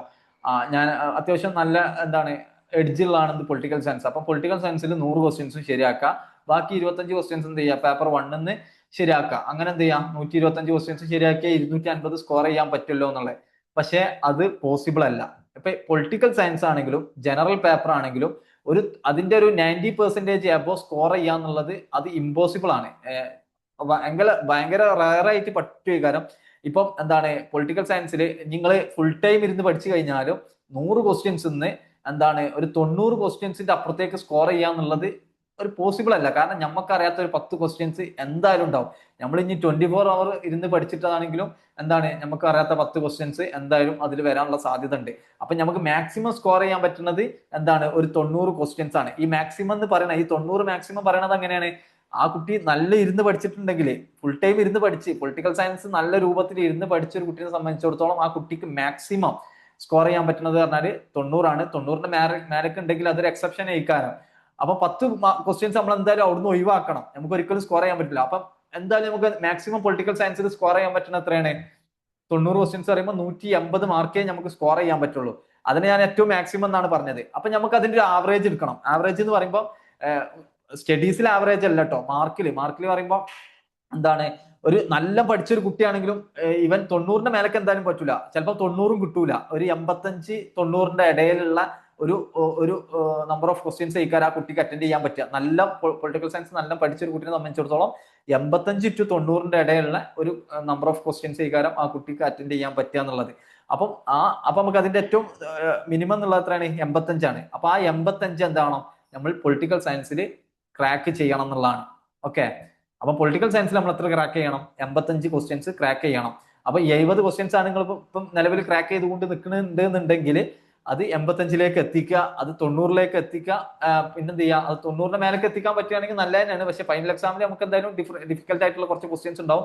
അപ്പൊ നമുക്ക് എന്തായാലും മാക്സിമം 90 എത്താൻ പറ്റുള്ളൂ. അപ്പൊ ഒരു 85 നിങ്ങൾ മിനിമം, 85ൽ കുറയരുത്. 85 ക്വസ്റ്റ്യൻസ് നിങ്ങൾ എന്ത് ചെയ്യണം, മിനിമം പൊളിറ്റിക്കൽ സയൻസിൽ നിങ്ങൾ ക്രാക്ക് ചെയ്യണം എന്നുള്ളതാണ്. അപ്പൊ നമുക്ക് എന്ത് ചെയ്യാൻ പറ്റും, 170 മാർക്ക് പൊളിറ്റിക്കൽ സയൻസിൽ കിട്ടും എന്നുള്ളതാണ്. കാരണം നമ്മളൊരു എക്സാമിന്റെ ഒരു ക്വസ്റ്റ്യൻ പേപ്പർ എടുക്കുകയാണെങ്കിൽ നമ്മൾ പണ്ട് മുതലേ കേൾക്കണതാണ് എന്ത്, ഒരു പേപ്പർ അത് ഉണ്ടാക്കിയിട്ടുണ്ടാവുക, അതിന്റെ ഒരു സ്ട്രക്ചർ എന്ന് പറഞ്ഞാൽ അതിൽ ഈസി ക്വസ്റ്റ്യൻസ് ഉണ്ടാവും, മോഡറേറ്റ് ക്വസ്റ്റ്യൻസ് ഉണ്ടാവും, ഡിഫിക്കൽട്ടി ക്വസ്റ്റ്യൻസ് ഉണ്ടാവും. ഈ 3 ടൈപ്പ് ക്വസ്റ്റ്യൻസും ഉണ്ടാവും.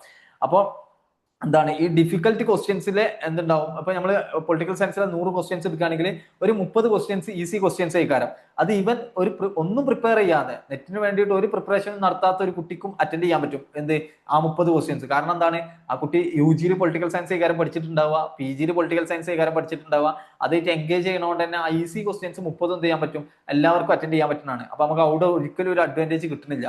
പിന്നെ ഒരു മീഡിയം ക്വസ്റ്റ്യൻസ് ആണ്. മീഡിയം ക്വസ്റ്റ്യൻസ് എന്ന് പറയുമ്പോൾ ഒരു 30 to 60 70 ക്വസ്റ്റ്യൻസ് ആയിക്കാരം. 70 ക്വസ്റ്റ്യൻസ് ഒക്കെ നമുക്ക് മീഡിയം ക്വസ്റ്റ്യൻസിൽ എക്സ്പെക്ട് ചെയ്യാൻ പറ്റും. അപ്പം ആ 70 ക്വസ്റ്റ്യൻസ് വരെ, അഥവാ 30 to 70 കേട്ടോ, ഫസ്റ്റത്തെ 30 എണ്ണം ഈസി ആയിക്കാരം, ബാക്കി വരുന്ന 40 എണ്ണം എന്തായിക്കാരം മീഡിയം ക്വസ്റ്റ്യൻസ് ആയിക്കാരം. ആ മീഡിയം ക്വസ്റ്റ്യൻസ് എന്ന് പറഞ്ഞാൽ ഒരു ആവറേജ് പഠിച്ച ഒരു സ്റ്റുഡന്റ്, നെറ്റിന് വേണ്ടിയിട്ട് ഒന്നും പഠിക്കാത്തല്ല, ഒരു ആവറേജ് ലെവലിൽ പഠിച്ച ഒരു കുട്ടിനെ സംബന്ധിച്ചിടത്തോളം ക്രാക്ക് ചെയ്യാൻ പറ്റുന്ന ക്വസ്റ്റ്യൻസ് ആയിക്കാരം മീഡിയം ലെവലിൽ ഉണ്ടാവുക. അപ്പൊ 70 ക്വസ്റ്റ്യൻസ് എന്ന് പറഞ്ഞാൽ അത്യാവശ്യം കുഴപ്പമില്ലാതെ ഒരു പഠിച്ചൊരു കുട്ടിനെ സംബന്ധിച്ചിടത്തോളം ഈസിലി ക്രാക്ക് ചെയ്യാൻ പറ്റുന്നതാണ്. ഓക്കെ, അപ്പൊ നമുക്ക് ഔഡിയോ അഡ്വാൻറ്റേജ് ഭയങ്കര എടുക്കാൻ പറ്റില്ല, കാരണം നമ്മൾ നല്ല പഠിക്കുന്ന ഇതിലാണല്ലോ. പിന്നെ വരുന്ന ഒരു 30 ക്വസ്റ്റ്യൻസ് ഉണ്ടല്ലോ, അത് കുറച്ച് അത്യാവശ്യം ഡിഫിക്കൽട്ടി ക്വസ്റ്റ്യൻസ് ആയിക്കാരം. ഒരു 30 ക്വസ്റ്റ്യൻസ് അല്ലെങ്കിൽ ഒരു 25 ക്വസ്റ്റ്യൻസ് നല്ല ഡിഫിക്കൽട്ടി ക്വസ്റ്റ്യൻസ് ആയിക്കാരം. അത് നമ്മൾ ഹൈ ലെവലിൽ പഠിച്ചു കഴിഞ്ഞാൽ അതിന് നമുക്ക് എന്ത് ചെയ്യാൻ പറ്റും, ഒരു 15-20 ക്വസ്റ്റ്യൻസ് നമുക്ക് അതിൽ നിന്ന് ക്രാക്ക് ചെയ്യാൻ പറ്റും. അത് നമ്മൾ പഠിച്ചതിന്റെ ബേസിലാണ്. ക്വസ്റ്റ്യൻസ് ഈസി ആയതുകൊണ്ടല്ല, ക്വസ്റ്റ്യൻസ് ഡിഫിക്കൽട്ട് തന്നെയാണ്, പക്ഷെ നമ്മൾ പഠിച്ചിട്ടുണ്ട്, നമ്മൾ നല്ല ഇരുന്ന് പഠിച്ചതുകൊണ്ട് തന്നെ ആ 15 ക്വസ്റ്റ്യൻസ് നമുക്ക് അതിന് ആ ഒരു 30 എണ്ണത്തിന് 15 ക്വസ്റ്റ്യൻസ് അല്ലെങ്കിൽ 15-20 ക്വസ്റ്റ്യൻസ് നമുക്ക് ക്രാക്ക് ചെയ്യാൻ പറ്റും. അങ്ങനെയാണ് നമ്മൾ എന്ത് ചെയ്യുന്നത്, ആ ഒരു 85-90 ക്വസ്റ്റ്യൻസിലേക്ക് എത്തുന്നത് എന്നുള്ളത്. അപ്പോൾ ഒരു 70 ക്വസ്റ്റ്യൻസ് മാത്രം അറ്റൻഡ് ചെയ്യാന്നുള്ളത് അത് ചെയ്തുകൊണ്ട് ഒരു കാര്യമില്ല. കാരണം എല്ലാവരും ചെയ്യണത് തന്നെയാണ് എന്ത്, 70 ക്വസ്റ്റ്യൻസ്. ബാക്കി വരുന്ന ഒരു 15-20 ക്വസ്റ്റ്യൻസ് ആണ് എന്ത് ചെയ്യുന്നത്, നമ്മളെ നിർണ്ണയിക്കുന്നത്, നമ്മളെ റിസൾട്ടിനെ നിർണ്ണയിക്കുന്നത് അതാണ്. അപ്പൊ ആ ലെവലിൽ ഒരു ആവറേജ് പ്രിപ്പറേഷൻ പോരാ, എബോ ആവറേജും പോരാ, അതിന്റെ മുകൾക്കായിട്ട് നല്ലൊരു പ്രിപ്പറേഷൻ ഉണ്ടായാലേ നമുക്കൊരു 90 ക്വസ്റ്റ്യൻസിലേക്ക് എത്താൻ പറ്റുള്ളൂ എന്നുള്ളതാണ്. അപ്പൊ നിങ്ങൾ മിനിമം പേപ്പർ 2ൽ 85 ക്വസ്റ്റ്യൻസ് ശരിയാക്കണം. അങ്ങനെ ആകുമ്പോൾ നമുക്ക് 170 മാർക്ക് അതിൽ സ്കോർ ചെയ്യാൻ പറ്റും. ഓക്കെ, ഇപ്പൊ നമ്മൾ 170 സ്കോർ ചെയ്ത് ഇനി 250 എത്തണമെങ്കിൽ എത്ര മാർക്ക് കിട്ടണം നമുക്ക്, 250 കിട്ടണമെങ്കിൽ നമുക്ക് 80 മാർക്ക് കിട്ടണം. 80 മാർക്ക്, കാരണം നമുക്ക് മാക്സിമം പൊളിറ്റിക്കൽ സയൻസിൽ 170 മാർക്കേ സ്കോർ ചെയ്യാൻ പറ്റുള്ളൂ. ഞാൻ ചിലപ്പോൾ എന്ത് ചെയ്യാൻ പറ്റും, 90 ക്വസ്റ്റ്യൻസിലേക്കോ അല്ലെങ്കിൽ ഒരു 87, 88, 86 ആ റേഞ്ചിൽ വരുമ്പോൾ ചെറിയൊരു വേരിയേഷൻ വരും. പക്ഷെ നമുക്കൊരു നല്ല പഠിച്ചാൽ നമുക്ക് ഉറപ്പായിട്ട് ഒരു 85 അറ്റൻഡ് ചെയ്യാൻ പറ്റും എന്നുള്ളതേ നമുക്ക് എടുക്കാൻ പറ്റുള്ളൂ. അങ്ങനെ എടുത്തു കഴിഞ്ഞാൽ ബാക്കി വരുന്ന 80 മാർക്ക്, 170 മാർക്ക് നമ്മൾ അതിൽ സ്കോർ ചെയ്ത് കഴിഞ്ഞാൽ ബാക്കി വരുന്ന 80 മാർക്ക് നമ്മൾ ഏതിലാണ് സ്കോർ ചെയ്യേണ്ടത്? നമുക്ക് ആകെ ഒരു ഓപ്ഷൻ ഉള്ളത് പേപ്പർ 1 ആണ്. അപ്പൊ 80 മാർക്ക് പേപ്പർ 1 നമ്മൾ സ്കോർ ചെയ്യണമെങ്കിൽ എത്ര ക്വസ്റ്റ്യൻസ് ശരിയാക്കണം? 40 ക്വസ്റ്റ്യൻസ് ശരിയാക്കണം. എത്ര ക്വസ്റ്റ്യൻ ആണ് ടോട്ടൽ ഉള്ളത്? 50 ക്വസ്റ്റ്യൻ ആണ് ടോട്ടൽ ഉള്ളത്. അപ്പൊ ഈ 50 ക്വസ്റ്റ്യൻസ് 40 ക്വസ്റ്റ്യൻസ് നമ്മൾ നിർബന്ധമായിട്ടും മിനിമം 40 ക്വസ്റ്റ്യൻസ് നമ്മൾ എന്ത് ചെയ്യണം? പേപ്പർ 1 ശരിയാക്കണം എന്നുള്ളതാണ്. ഓക്കെ, അപ്പൊ അതത്ര ടഫാണോ? ഒരിക്കലും അല്ല, അത് ടഫ് അല്ല. നമ്മൾ പൊളിറ്റിക്കൽ സയൻസിന് എത്രത്തോളം ഇമ്പോർട്ടൻസ് കൊടുത്ത് പഠിക്കുന്നുണ്ടോ അതേ ഇമ്പോർട്ടൻസ് നമ്മൾ പേപ്പർ 1 കൊടുത്താൽ നമുക്ക് ഈസിലി ക്രാക്ക് ചെയ്യാവുന്ന ഒന്ന് തന്നെയാണ് എന്ത് പേപ്പർ 1 എന്നുള്ളത്. ഇപ്പൊ ഞാൻ പറഞ്ഞ പോലെ എന്താണ്, മാത്സ്, ഡാറ്റ, കോംപ്രഹെൻഷൻ, ഇതൊക്കെ നമുക്ക് എക്സാക്ട്ലി ആൻസർക്ക് എത്താൻ പറ്റുന്നതാണ് ഒരുപാട് വർക്ക്ഔട്ട് ചെയ്ത് കഴിഞ്ഞാൽ. അപ്പൊ തന്നെ നമ്മൾ 15 ക്വസ്റ്റ്യൻസ് ശരിയാക്കി. പിന്നെ ടീച്ചിങ് ആണെങ്കിലും റിസർച്ച് ആണെങ്കിലും ഒക്കെ നമ്മൾ ആ ഒരു പൊളിറ്റിക്കൽ സയൻസ് എങ്ങനെയാണോ ഇരുന്ന് പഠിച്ചത് അതേപോലെ പഠിച്ചു കഴിഞ്ഞാൽ എല്ലാത്തിലും നമുക്ക് എന്ത് ചെയ്യാൻ പറ്റും? ഒരു 80% ക്വസ്റ്റ്യൻസ് എല്ലാത്തിലും ശരിയാക്കാൻ പറ്റും. എല്ലാ യൂണിറ്റിനും നമുക്ക് ശരിയാക്കാൻ പറ്റുന്നതാണ്. അത്ര വലിയ ബുദ്ധിമുട്ടുള്ളതല്ല. അപ്പം ഒരിക്കലും നിങ്ങൾ പേപ്പർ 1 ഒരു യൂണിറ്റും എന്ത് ചെയ്യരുത്, ഇഗ്നോർ ചെയ്യരുത്. ഞാൻ പറയാൻ കാരണം വെച്ചാൽ പലരും ഡാറ്റയും മാത്സും ഒന്നും ചെയ്യാറില്ല. അപ്പം ഡാറ്റയും മാത്സും ചെയ്യുന്നില്ലെങ്കിൽ പിന്നെ നമുക്ക് ഒരിക്കലും ജാർഫ് കിട്ടൂല. മനസ്സിലായോ? അപ്പൊ നമ്മൾ അതൊക്കെ ചെയ്യുക. എല്ലാ യൂണിറ്റും, ഇപ്പം പൊളിറ്റിക്കൽ സയൻസിലെ എല്ലാ യൂണിറ്റും ഇമ്പോർട്ടന്റ് ആയതുപോലെ തന്നെ പേപ്പർ 1 എല്ലാ യൂണിറ്റും ഇമ്പോർട്ടന്റ് ആണ്. എല്ലാ യൂണിറ്റും കൂടി ആയിട്ടേ നമുക്ക് 40 ക്വസ്റ്റ്യൻസിലേക്ക് എത്താൻ പറ്റുള്ളൂ. ഒരു യൂണിറ്റ് നമ്മൾ ഇഗ്നോർ ചെയ്ത് കഴിഞ്ഞാൽ, പഠിക്കാതെ നിന്നാൽ കഴിഞ്ഞാൽ തന്നെ നമുക്ക് എന്ത് ചെയ്യാൻ പറ്റില്ല, ആ ഒരു ജാർഫിക്ക് എത്തുക എന്നുള്ളത് ഇമ്പോസിബിൾ ആണ്. അത് നമ്മൾ എങ്ങനെ ഇരുന്ന് പൊളിറ്റിക്കൽ സയൻസിൽ 100 ക്വസ്റ്റ്യൻസ് ശരിയാക്കിയാലും നമ്മൾ ഇവിടെ കുറഞ്ഞു പോയാൽ നമുക്കൊന്നും ചെയ്യാൻ പറ്റൂല. അപ്പോൾ രണ്ടും ഈക്വലി ഇമ്പോർട്ടന്റ് ആണ്. ഈക്വലി ഇമ്പോർട്ടന്റ് എന്ന് പറഞ്ഞാൽ രണ്ടും കൂടി ബാലൻസ് ചെയ്തിട്ടേ നമുക്ക് മാർക്കിലേക്ക് എത്താൻ പറ്റുള്ളൂ. അല്ലാതെ ഇപ്പൊ ഒരു കുട്ടി 90+ ഞാൻ പൊളിറ്റിക്കൽ സയൻസിൽ ക്രാക്ക് ചെയ്യുമെന്ന് പറഞ്ഞിട്ട് ഇത് നോക്കാതെ നിന്ന് കഴിഞ്ഞാൽ ഒരിക്കലും ആ 90+ എത്തൂല. ഒരു 85, 87 എത്തും. ഇവിടെ ഒരു 30 ക്വസ്റ്റ്യൻസ് ശരിയാക്കി ഒരു 60 മാർക്കും കിട്ടും. അങ്ങനെ ഒരു നെറ്റിലേക്ക് എത്തുവയ്ക്കാനും. പക്ഷെ ജെആർഎഫിലേക്ക് എത്തുക എന്നുള്ളത് ഇമ്പോസിബിൾ ആണ്. ജെആർഎഫിലേക്ക് എത്തുകയാണെങ്കിൽ നമുക്കുള്ള പേപ്പർ 1 പേപ്പർ 2 ടോട്ടൽ ആയിട്ടുള്ള 20 യൂണിറ്റും എന്താണ്, ഒരേപോലെ ഇമ്പോർട്ടന്റ് ആണ്. ഒന്നും ഒന്നിനേക്കാൾ എന്തല്ല ഇമ്പോർട്ടൻസ് കൂടുതലല്ല. പക്ഷെ ചിലപ്പോൾ ക്വസ്റ്റ്യൻസിന്റെ നമ്പർ ഓഫ് ക്വസ്റ്റ്യൻസ് ചിലപ്പോൾ ചിലതിൽ കൂടുതലൊക്കെ വരലുണ്ട്. ഇപ്പൊ നമ്മള് പൊളിറ്റിക്കൽ സയൻസ് എടുക്കുകയാണെങ്കിൽ കോൺസ്റ്റിറ്റ്യൂഷന്റെ ആ പാർട്ടിൽ നിന്ന് കുറച്ചധികം ക്വസ്റ്റ്യൻസ് വരാറുണ്ട് ചില സമയങ്ങളിൽ. അപ്പൊ അങ്ങനത്തെ നമ്മൾ നോട്ട് ചെയ്യണം. ഞാൻ ഉദ്ദേശിച്ചാൽ ഒരു യൂണിറ്റ് ഇഗ്നോർ ചെയ്യരുത്, ഒന്നും നോക്കാതെ പോവരുത്. പിന്നെ അത് മാത്രമല്ല, എല്ലാ യൂണിറ്റും ഒരേപോലെ ഇമ്പോർട്ടൻസ് കൊടുത്ത് നല്ല സീരിയസ് ആയിട്ട് തന്നെ എന്ത് ചെയ്യണം, പ്രിപ്പയർ ചെയ്യണം. അങ്ങനെ പേപ്പർ 1 നമ്മൾ 40 ക്വസ്റ്റ്യൻസും പേപ്പർ 2 85 ക്വസ്റ്റ്യൻസും ശരിയാക്കി 125 ക്വസ്റ്റ്യൻസ് ടോട്ടൽ ശരിയാക്കിയിട്ടാണ് നമ്മൾ 150 മാർക്കിലേക്ക് എത്തുന്നത്. ഇത് നമ്മൾ പറയണ വെച്ചാൽ ഇങ്ങനെ നമ്മൾ ചെയ്ത് കഴിഞ്ഞാൽ നമുക്ക് ജെആർഎഫ് ഉറപ്പാണ്. പിന്നെ നമ്മൾ അവിടെ ഡൗട്ട് അടിക്കേണ്ട ആവശ്യമില്ല. അതാണ് എന്ത്, അതുകൊണ്ടാണ് ഇങ്ങനെ നമ്മൾ അതിനെ ബ്രേക്ക് ഡൗൺ ചെയ്തിട്ട് തന്നെ നമ്മൾ എന്ത് ചെയ്യണം, പഠിക്കണം. കാരണം വെച്ചാൽ ഇപ്പൊ പലരും എന്ത് ചെയ്യും, ഫുൾ ടൈം ഇരുന്നിട്ട് പേപ്പർ 1 പേപ്പർ 2 അങ്ങനെ ഇരുന്ന് പഠിക്കും. കാരണം പേപ്പർ 2 ടോപ്പിക്സും കുറച്ചും കൂടി വൈഡാണ്, കുറെ പഠിക്കാനുള്ളത് ആണ്. പക്ഷെ വിചാരിച്ചിട്ട് എന്ത് ചെയ്യരുത്, പേപ്പർ 1 എന്ത് ചെയ്യരുത്, ഇഗ്നോർ ചെയ്ത്. രണ്ടും ഈക്വലി ഇമ്പോർട്ടന്റ് ആണ്. അങ്ങനെ ആവുമ്പോൾ എന്ത് ചെയ്യാൻ പറ്റുള്ളൂ, നമുക്ക് ആ ഒരു 250+ എന്ത് ചെയ്യാൻ പറ്റുള്ളൂ, സ്കോറിലേക്ക് എത്താൻ പറ്റുള്ളൂ എന്നുള്ളതാണ്. ഓക്കെ, അത് ക്ലിയർ അല്ലേ? ഇനി നെക്സ്റ്റ്, ഇനി എങ്ങനെ പ്രിപ്പയർ ചെയ്യാന്നുള്ളത്. ഇതിപ്പോ ഞാൻ പറഞ്ഞതിന്റെ ഒരു ആവശ്യം ഉണ്ടാവില്ല, എന്നാലും ഞാൻ പറയാണ്. പ്രത്യേകിച്ച് CUT പ്രിപ്പയർ ചെയ്തപോലെ ഉണ്ടാവും. അപ്പൊ അവർക്ക് അറിയാം എങ്ങനെയാണ് നമ്മൾ ഒരു കോമ്പറ്റേറ്റീവ് എക്സാമിന് പ്രിപ്പയർ ചെയ്യേണ്ടതെന്നുള്ളത്. ഇപ്പൊ നമ്മളൊക്കെ ഒരു എക്സ്പീരിയൻസ് നമ്മൾ പറയുകയാണെങ്കിൽ, പ്രത്യേകിച്ച് നമ്മൾ CUT റിസൾട്ടിന്റെ ഒക്കെ ബേസിൽ നമ്മൾ പറയുകയാണെങ്കിൽ, അൾട്ടിമേറ്റ്ലി നമ്മളൊരു കോമ്പറ്റേറ്റീവ് എക്സാമിൽ എപ്പോഴും അതിന്റെ മാറ്റർ ആയിട്ട് വരുന്നത് വെച്ചാൽ കൺസിസ്റ്റൻസി ആണ്. ആരൊക്കെ കൺസിസ്റ്റന്റ് ആയിട്ട് ഇരുന്ന് പഠിച്ചോ, മീൻസ് ഇവൻ സബ്ജക്റ്റിൽ ഭയങ്കര ഡീപ്പ് നോളജ് ഇല്ലെങ്കിലും ഭയങ്കര തിയററ്റിക്കൽ നോളജ് ഇല്ലെങ്കിൽ പോലും എന്താ ഈ ഒരു കൺസിസ്റ്റന്റ് ആയിട്ട് ആ ഒരു പ്രിപ്പറേഷൻ കൊണ്ടുപോയി കഴിഞ്ഞാൽ നല്ല റിസൾട്ട് ഉണ്ടാവും എന്നുള്ളത് നമ്മളൊരു എക്സ്പീരിയൻസിന്റെ ബേസിലും കൂടിയാണ് നമ്മൾ പറയുന്നത്. അപ്പൊ ഇപ്പൊ നിങ്ങൾക്ക് എത്ര നോളജ് ഉണ്ടെന്നോ നോളജ് ഇല്ലാന്നോ അതൊന്നല്ല മാറ്റർ. എത്രത്തോളം നിങ്ങൾ കൺസിസ്റ്റന്റ് ആയിട്ട് എക്സാം വരെയും അത് ക്രാക്ക് ചെയ്യുന്ന വരെ നിങ്ങൾ എത്രത്തോളം കൺസിസ്റ്റന്റ് ആയിട്ട് പ്രിപ്പയർ ചെയ്യുന്നുണ്ട് എന്നുള്ളതാണ് ഇതിൽ മാറ്റർ ആയിട്ട് വരുന്നത്. അത് ഞാൻ പറഞ്ഞ പ്യുവർലി കൺസിസ്റ്റന്റ് ആണ്. ടാലന്റ് ഒരു മാറ്റർ അല്ല, കൺസിസ്റ്റന്റ് ആണ്. കൺസിസ്റ്റന്റ് ആവുമ്പോൾ ഓട്ടോമാറ്റിക്കലി നമ്മൾ ടാലന്റഡ് ആവുകയാണ് ചെയ്യുന്നത്. അല്ലാതെ നമുക്കിപ്പം കുറെ ഇപ്പൊ പലർക്കും എന്തുണ്ടാവും, തിയറീസ് നല്ല, ഇപ്പൊ പൊളിറ്റിക്കൽ സയൻസിൽ നമുക്കറിയാം അതിന്റെ ഒരു കോർ എന്ന് പറഞ്ഞാൽ അതിന്റെ ഫിലോസഫിയും തിയറി ഒക്കെയാണ്. അത് അറിയുന്നതൊക്കെ നല്ല തന്നെയാണ്. പക്ഷെ നമ്മൾ നെറ്റ് എക്സാമിന് അതിന്റെ അതിന്റെ ഒരു റിയാലിറ്റി വെച്ചിട്ട് തന്നെ കാണണം. നെറ്റ് എക്സാമിന് വരുന്ന ക്വസ്റ്റ്യൻസ്, അതേപോലെ തന്നെ എങ്ങനെയാണ് NTA ക്വസ്റ്റ്യൻസ് ഇടുന്നത്, ഏത് ടൈപ്പ് ക്വസ്റ്റ്യൻസ് ആണെന്നൊക്കെ നോക്കുമ്പോൾ ചിലപ്പോൾ നമുക്ക് പൊളിറ്റിക്കൽ സയൻസിൽ കുറെ നോളജ് ഉണ്ടാവും, പക്ഷെ നമുക്ക് എന്ത് ചെയ്യാൻ പറ്റില്ല, നെറ്റും JRF ക്രാക്ക് ചെയ്യാൻ പറ്റിക്കോളൊന്നുണ്ടാവില്ല. അപ്പം ഇപ്പൊ തിയററ്റിക്കലൊക്കെ ആയിട്ടൊക്കെ നല്ല നോളജ് ഉള്ളവർക്ക് റിസർച്ച് ചെയ്യാനൊക്കെ നല്ല താല്പര്യം ഉണ്ടാവും, പക്ഷെ അവർക്ക് JRFലേക്ക് എത്താൻ പറ്റില്ല. കാരണം വെച്ചാൽ അതൊരു കൺസിസ്റ്റൻസിന്റെ കുറവാണ്. മീൻസ് എക്സാമിന് നമ്മൾ എപ്പോഴും എക്സാം ആയിട്ട് എടുക്കുക, ആ എക്സാമിൽ നമ്മൾ സ്കോർ ചെയ്യാൻ നോക്കുക, അതിന് വേണ്ടിയിട്ടുള്ള കൺസിസ്റ്റന്റ് ആയിട്ടുള്ള പ്രിപ്പറേഷൻ ആണ് നമ്മൾ എന്ത് ചെയ്യേണ്ടത്. അല്ലാതെ നമ്മൾ കുറെ നോളജ് ഉണ്ടായതുകൊണ്ടോ നമുക്ക് എല്ലാ ടോപ്പിക്കും അറിഞ്ഞതുകൊണ്ടോ കാര്യമില്ല. അതിന് ഒരു പാറ്റേൺ, എങ്ങനെയാണോ എക്സാമിന് നമ്മൾ പ്രിപ്പയർ ചെയ്യേണ്ടത് ആ ഒരു പാറ്റേൺ ഫോളോ ചെയ്ത് പോവാണ് വേണ്ടത്. അപ്പൊ അതിന് നമ്മൾ ചെയ്യേണ്ടത് ഫസ്റ്റ്, നിങ്ങൾ ഈ ഡിസംബർക്ക് എഴുതുന്നവരുണ്ടോന്ന് അറിയില്ല, അങ്ങനത്തെ പോലെയാണെങ്കിൽ ഓൾറെഡി പ്രിപ്പയർ ചെയ്തുകൊണ്ട് നിൽക്കുന്നവരായിരിക്കും. ഇനി ജൂണിക്കാണെങ്കിലും അടുത്ത ഡിസംബറിലൊക്കെ എഴുതുന്നവരുണ്ടാവും. അപ്പൊ അവരോട് ഫസ്റ്റ് ആയിട്ട് പറയാനുള്ള വെച്ചാല്, നിങ്ങൾ PG പഠിക്കുന്നവരാണെങ്കിൽ PG തന്നെ എന്ത് ചെയ്യാം, PG ഞാൻ നേരത്തെ പറഞ്ഞ പോലെ ഡിസംബർ ആകുമ്പോൾ തന്നെ ക്രാക്ക് ചെയ്യാം. അങ്ങനെ ക്രാക്ക് ചെയ്യണമെങ്കിൽ നിങ്ങൾ ചെയ്യേണ്ടതെന്ന് വെച്ചാൽ ഇപ്പൊ തന്നെ പ്രിപ്പറേഷൻ സ്റ്റാർട്ട് ചെയ്യാം. ഇപ്പൊ പ്രിപ്പറേഷൻ സ്റ്റാർട്ട് ചെയ്തിട്ട് നിങ്ങൾ ജൂണിന് എക്സാം എഴുതാൻ പറ്റുന്ന രൂപത്തിൽ തന്നെ എന്ത് ചെയ്യുക, നിങ്ങൾ പ്രിപ്പയർ ചെയ്ത് പോവുക. അടുത്ത ഡിസംബർക്ക് വേണ്ടിയിട്ട് വെയിറ്റ് ചെയ്യേണ്ട, എന്ത് ചെയ്യാം, ജൂണിൽ എഴുതാൻ പറ്റുന്ന രൂപത്തിൽ തന്നെ പ്രിപ്പയർ ചെയ്ത് പോയിട്ട് എന്ത് ചെയ്യുക, നിങ്ങൾക്ക് ക്രാക്ക് ചെയ്യാൻ പറ്റുകയാണെങ്കിൽ JRF അപ്പൊ തന്നെ ക്രാക്ക് ചെയ്യുക. അങ്ങനെ പറ്റിയിട്ടില്ലെങ്കിൽ നിങ്ങൾക്ക് എന്ത് ചെയ്യാൻ പറ്റും, അടുത്ത ഡിസംബറിൽ ഷുവർലി നിങ്ങൾക്ക് എന്ത് ചെയ്യാൻ പറ്റും, ക്രാക്ക് ചെയ്യാൻ പറ്റും. നിങ്ങൾ നല്ലൊരു എഫേർട്ട് ആ ജൂണിന് വേണ്ടിയിട്ട് എടുത്തിട്ടുണ്ടെങ്കിൽ. അങ്ങനെ ആകുമ്പോൾ നിങ്ങൾക്ക് മാക്സിമം ഡിസംബർ വരെ പോവുള്ളൂ. ഡിസംബറോട് കൂടി നിങ്ങൾക്ക് എന്ത് ചെയ്യാൻ പറ്റും, അത് ക്രാക്ക് ചെയ്ത് എടുക്കാൻ കഴിയും. പിന്നെ ഒരു ജൂണിലേക്കും മാറ്റി വെക്കേണ്ട ആവശ്യം ഉണ്ടാവില്ല. അപ്പോൾ ഇപ്പൊ തന്നെ എന്ത് ചെയ്യുക, സ്റ്റാർട്ട് ചെയ്യുക, പതുക്കെ എന്ത് ചെയ്യുക, കൺസിസ്റ്റന്റ് ആയിട്ട് പ്രിപ്പയർ ചെയ്ത് പോവുക. അപ്പം അതിൽ പിന്നെ നിങ്ങൾ ശ്രദ്ധിക്കേണ്ടത് വെച്ചാൽ ഇതിന്റെ ഒരു എക്സാമിന് വരുന്ന ക്വസ്റ്റ്യൻസ് എങ്ങനെയാന്നുള്ളത് അറിയണം. അപ്പം CUT ചെയ്തവർക്ക് അറിയിക്കാനും, CUTന്റെ ക്വസ്റ്റ്യൻസ് അങ്ങനെ തന്നെയാണ് നെറ്റിന്റെ പൊളിറ്റിക്കൽ സയൻസിന്റെ ക്വസ്റ്റ്യൻസ് ഓൾമോസ്റ്റ് വരുന്നത്. കാരണം NT തന്നെയാണ് എന്ത് ചെയ്യുന്നത്, ക്വസ്റ്റ്യൻസ് ഇടുന്നത്. ചില ക്വസ്റ്റ്യൻസിൽ വ്യത്യാസമുണ്ട്, എല്ലാ ക്വസ്റ്റ്യൻസും അല്ല, പക്ഷേ കുറെ ക്വസ്റ്റ്യൻസ് CUT ആയിട്ട് സിമിലർ ആയിട്ടുള്ള ക്വസ്റ്റ്യൻസ് തന്നെയാണ് എന്ത് ചെയ്യുന്നത്, വരുന്നത്. അപ്പം അതിന്റെ എക്സാമിന്റെ ഒരു നാച്ചർ അറിയാൻ വേണ്ടിയിട്ട് എന്ത് ചെയ്യുക, PYQs ചെയ്യുക. പൊളിറ്റിക്കൽ സയൻസിന്റെയും ജനറൽ പേപ്പറിന്റെ ഒക്കെ എന്ത് ചെയ്യുക, കുറച്ച് PYQs. അത് നിങ്ങൾക്ക് ചിലപ്പോൾ അതിൽ മാർക്കൊന്നും ഉണ്ടായിക്കോളന്നില്ല, ജസ്റ്റ് എന്ത് ചെയ്യുക, അത് വർക്ക്ഔട്ട് ചെയ്യുക. PYQ എന്ത് ചെയ്യുക, ജസ്റ്റ് വർക്ക്ഔട്ട് ചെയ്യുക. അപ്പൊ നമുക്ക് മനസ്സിലാവുന്നത് ക്വസ്റ്റ്യൻസ് എങ്ങനെയാണ് വരുന്നത് എന്നുള്ളത്. ആ ക്വസ്റ്റ്യൻസ് എങ്ങനെയാണ് വരുന്നത് എന്നുള്ളത് നമ്മൾ മനസ്സിലാക്കണം. എന്തിനു വേണ്ടിയിട്ടാന്ന് വെച്ചാൽ, പിന്നെ നമ്മൾ പ്രിപ്പയർ ചെയ്യുമ്പോൾ ആ ഒരു പോയിന്റ് ഓഫ് വ്യൂയിലൂടെ ആവണം നമ്മൾ പ്രിപ്പയർ ചെയ്യുന്നത്. നമ്മൾ കുറെ കണ്ടന്റ് ഇങ്ങനെ പഠിച്ചുകൊണ്ട് കാര്യമില്ലല്ലോ, അതിനെങ്ങനെ എക്സാമിന് വരിക എന്നുള്ളത് കൂടി നമുക്ക് മുൻകൂട്ടി കാണാൻ പറ്റണം. ഒരു കണ്ടന്റ് നമ്മൾ വായിക്കുമ്പോൾ, അല്ലെങ്കിൽ ഒരു മെറ്റീരിയൽ വായിക്കുമ്പോൾ, അല്ലെങ്കിൽ ഒരു ക്ലാസ് കേൾക്കുമ്പോൾ, ആ ക്ലാസ് കേൾക്കുന്ന മൊത്തം നമ്മൾ പഠിച്ചുകൊണ്ട്, മീൻസ് അതിങ്ങനെ കേട്ടു പോയോണ്ട് കാര്യമില്ല.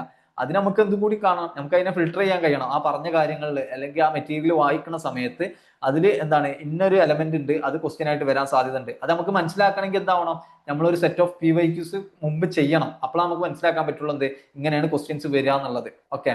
പിന്നെ റെഫർ ദ ഗൈഡ്സ് എന്നുള്ളത്. ഗൈഡ്സ് എന്ന് പറഞ്ഞാൽ പഴയ ഗൈഡ്സ് ഒന്നും ഒരിക്കലും എന്ത് ചെയ്യരുത്, റെഫർ ചെയ്യരുത്. പിന്നെ കോച്ചിങ് എടുക്കുന്നവരാണെങ്കിൽ ഗൈഡ് റെഫർ ചെയ്യേണ്ട ഒരു ആവശ്യമില്ല, കോച്ചിങ് കൃത്യമായിട്ട് തന്നെ ഫോളോ അപ്പ് ചെയ്ത് പോയാൽ മതി. അല്ലാത്തവര് സെൽഫായിട്ട് പ്രിപ്പയർ ചെയ്യുന്നവരൊക്കെ ആണെങ്കിൽ ഓൾഡ് ആയിട്ടുള്ള ഗൈഡ് എടുത്ത് പഠിക്കരുത്. കാരണം കുറെ ഔട്ട്ഡേറ്റഡ് ആയിട്ടുള്ളതാണ്. മീൻസ് നമ്മളെ മാർക്കറ്റിലുള്ള ഗൈഡുകൾ ഉണ്ടല്ലോ, അത് നമ്മൾ മാക്സിമം നോക്കിയിട്ട് എന്ത് ചെയ്യാം, വാങ്ങുക. ഒരുപാട് ടോപ്പിക്കും കാര്യങ്ങളും ഉണ്ടാവും, പക്ഷെ നമ്മൾ ഇപ്പോഴത്തെ ക്വസ്റ്റ്യൻ വെച്ച് അത് കണക്റ്റഡ് ആണോ എന്നുള്ളതൊക്കെ ഒന്ന് എന്ത് ചെയ്യുക, ചെക്ക് ചെയ്യുക. അപ്പം ഒറ്റ ഗൈഡ് എന്ത് ചെയ്താൽ മതി, ഫോളോ ചെയ്താൽ മതി. ഒരുപാട് ഗൈഡ്സ് ഒന്നും നോക്കേണ്ട ആവശ്യമില്ല, ഒറ്റ ഗൈഡ് എന്ത് ചെയ്യുക, ഫോളോ ചെയ്യുക. കോച്ചിങ് എടുക്കുന്നവരാണെങ്കിൽ കോച്ചിങ് എടുത്തിട്ട് അത് കൃത്യമായിട്ട് എന്ത് ചെയ്യുക, ഫോളോ അപ്പ് ചെയ്ത് പോവുക എന്നുള്ളതാണ്. പിന്നെ അതേപോലെ തന്നെ മേക്ക് ഒബ്ജക്റ്റീവ് നോട്ട് എന്നുള്ളത്, അത് വളരെ ഇമ്പോർട്ടന്റ് ആണ്.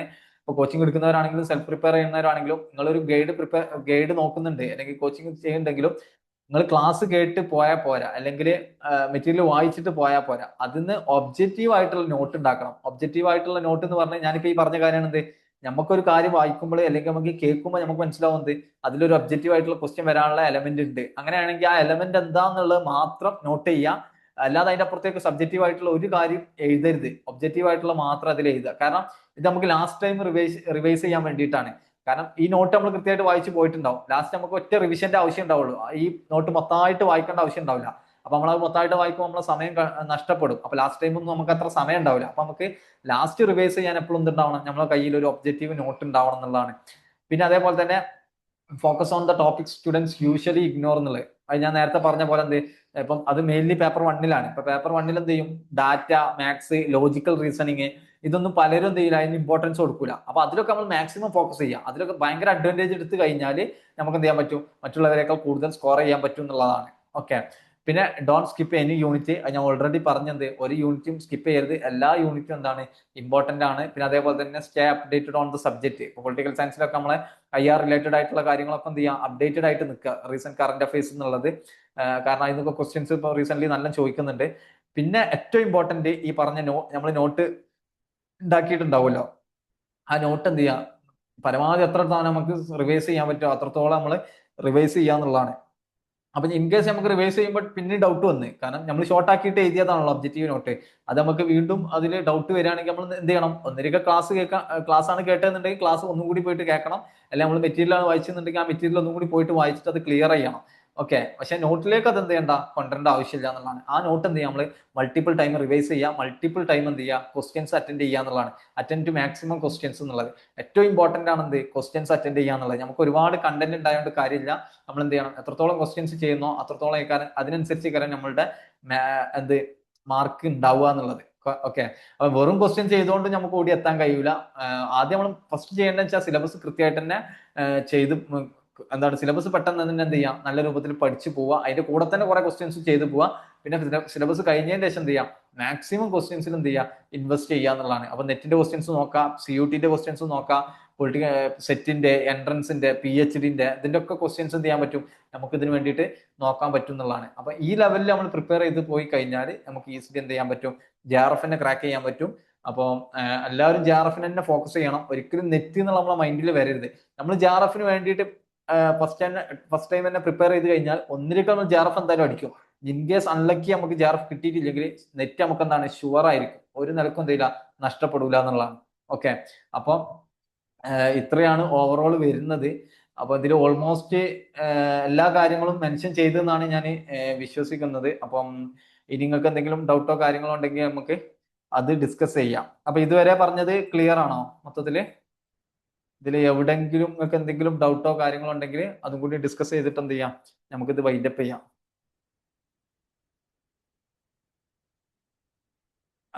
ഡൗട്ട് ഉണ്ടെങ്കിൽ അൺമ്യൂട്ട് ചെയ്തിട്ട് ചോദിക്കട്ടെ, അല്ലെങ്കിൽ ചാറ്റിൽ പറഞ്ഞാൽ മതി.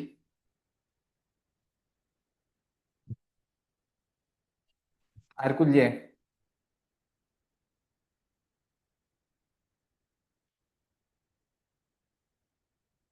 എല്ലാം ക്ലിയർ ആണോ? അതെ അതെ, ക്ലിയർ ആണ്. മൊത്തം ക്ലിയർ അല്ലേ? ആർക്കെങ്കിലും എന്തെങ്കിലും ഡൗട്ട്? ഒരു ഡൗട്ടും ഇല്ലേ? ആരോ ഡൗട്ട് വെച്ചിട്ടുണ്ടോ? ഈ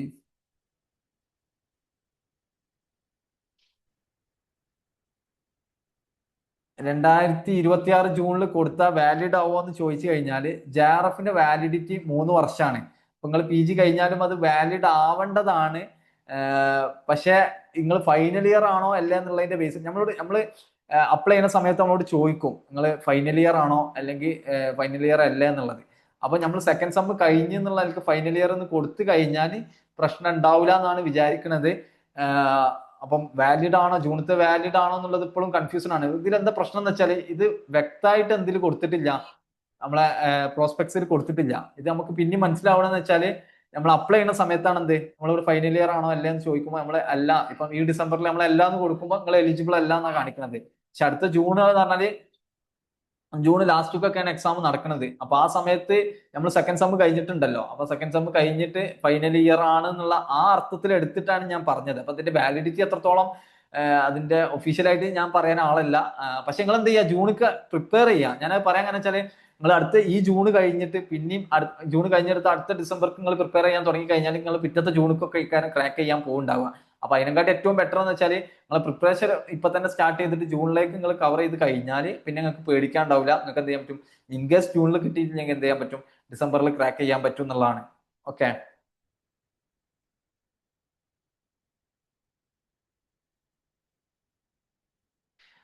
ഈ 2026 മുതൽ നെഗറ്റീവ് മാർക്ക് ഉണ്ടാവും എന്നുള്ളത് ഞാൻ 2023 നെറ്റ് ചെയ്തത്. അന്ന് മുതൽ ഞാൻ കേൾക്കുന്നതാണ് എന്ത്, ഈ നെഗറ്റീവ് മാർക്ക് അടുത്ത സൈക്കിളിൽ വരും, അടുത്ത സൈക്കിളിൽ വരും എന്നുള്ളത്. പക്ഷെ നിലവിൽ ഇതുവരെ നെഗറ്റീവ് മാർക്ക് വന്നിട്ടില്ല. അടുത്ത ഡിസംബർ ജൂണിൽ വരുന്ന എവിടെയും കണ്ടിട്ടില്ല. പക്ഷെ എന്ത് ചെയ്തിട്ടുണ്ട്, UGC നെറ്റ് സിലബസും കാര്യങ്ങളൊക്കെ റീഅറേഞ്ച് ചെയ്യാനും അത് അങ്ങനത്തെ ഒരു കമ്മിറ്റി കുറച്ച് മുമ്പ് ഒരു കമ്മീഷനോ കമ്മിറ്റി രൂപീകരിച്ചിട്ടുണ്ട്.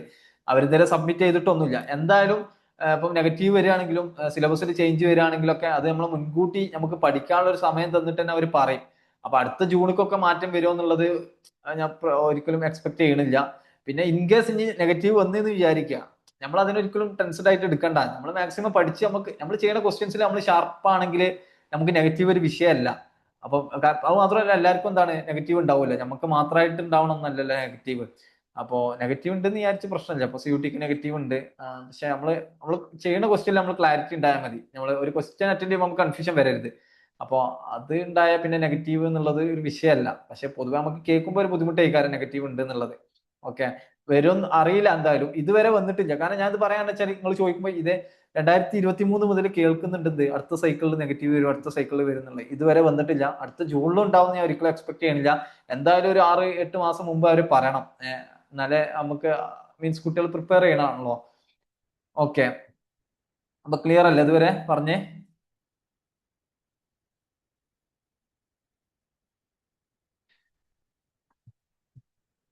ഓക്കെ ഓക്കെ, അങ്ങനെയാണെങ്കിൽ നമുക്ക് വൈൻഡപ്പ് ചെയ്യാം. ഞാൻ ആർക്കും എന്തെങ്കിലും വേറെ ഡൗട്ടോ കാര്യങ്ങളോ ഉണ്ടെങ്കിൽ എന്ത് ചെയ്താൽ മതി, പേഴ്സണലി കോൺടാക്ട് ചെയ്താൽ മതി. എല്ലാവർക്കും താങ്ക്സ് പറയാണ് ഈ ഒരു സെഷനിൽ ജോയിൻ ചെയ്തതിൽ. അപ്പൊ നമുക്ക് എന്തായാലും വൈൻഡപ്പ് ചെയ്യാം. Okay, thank you all.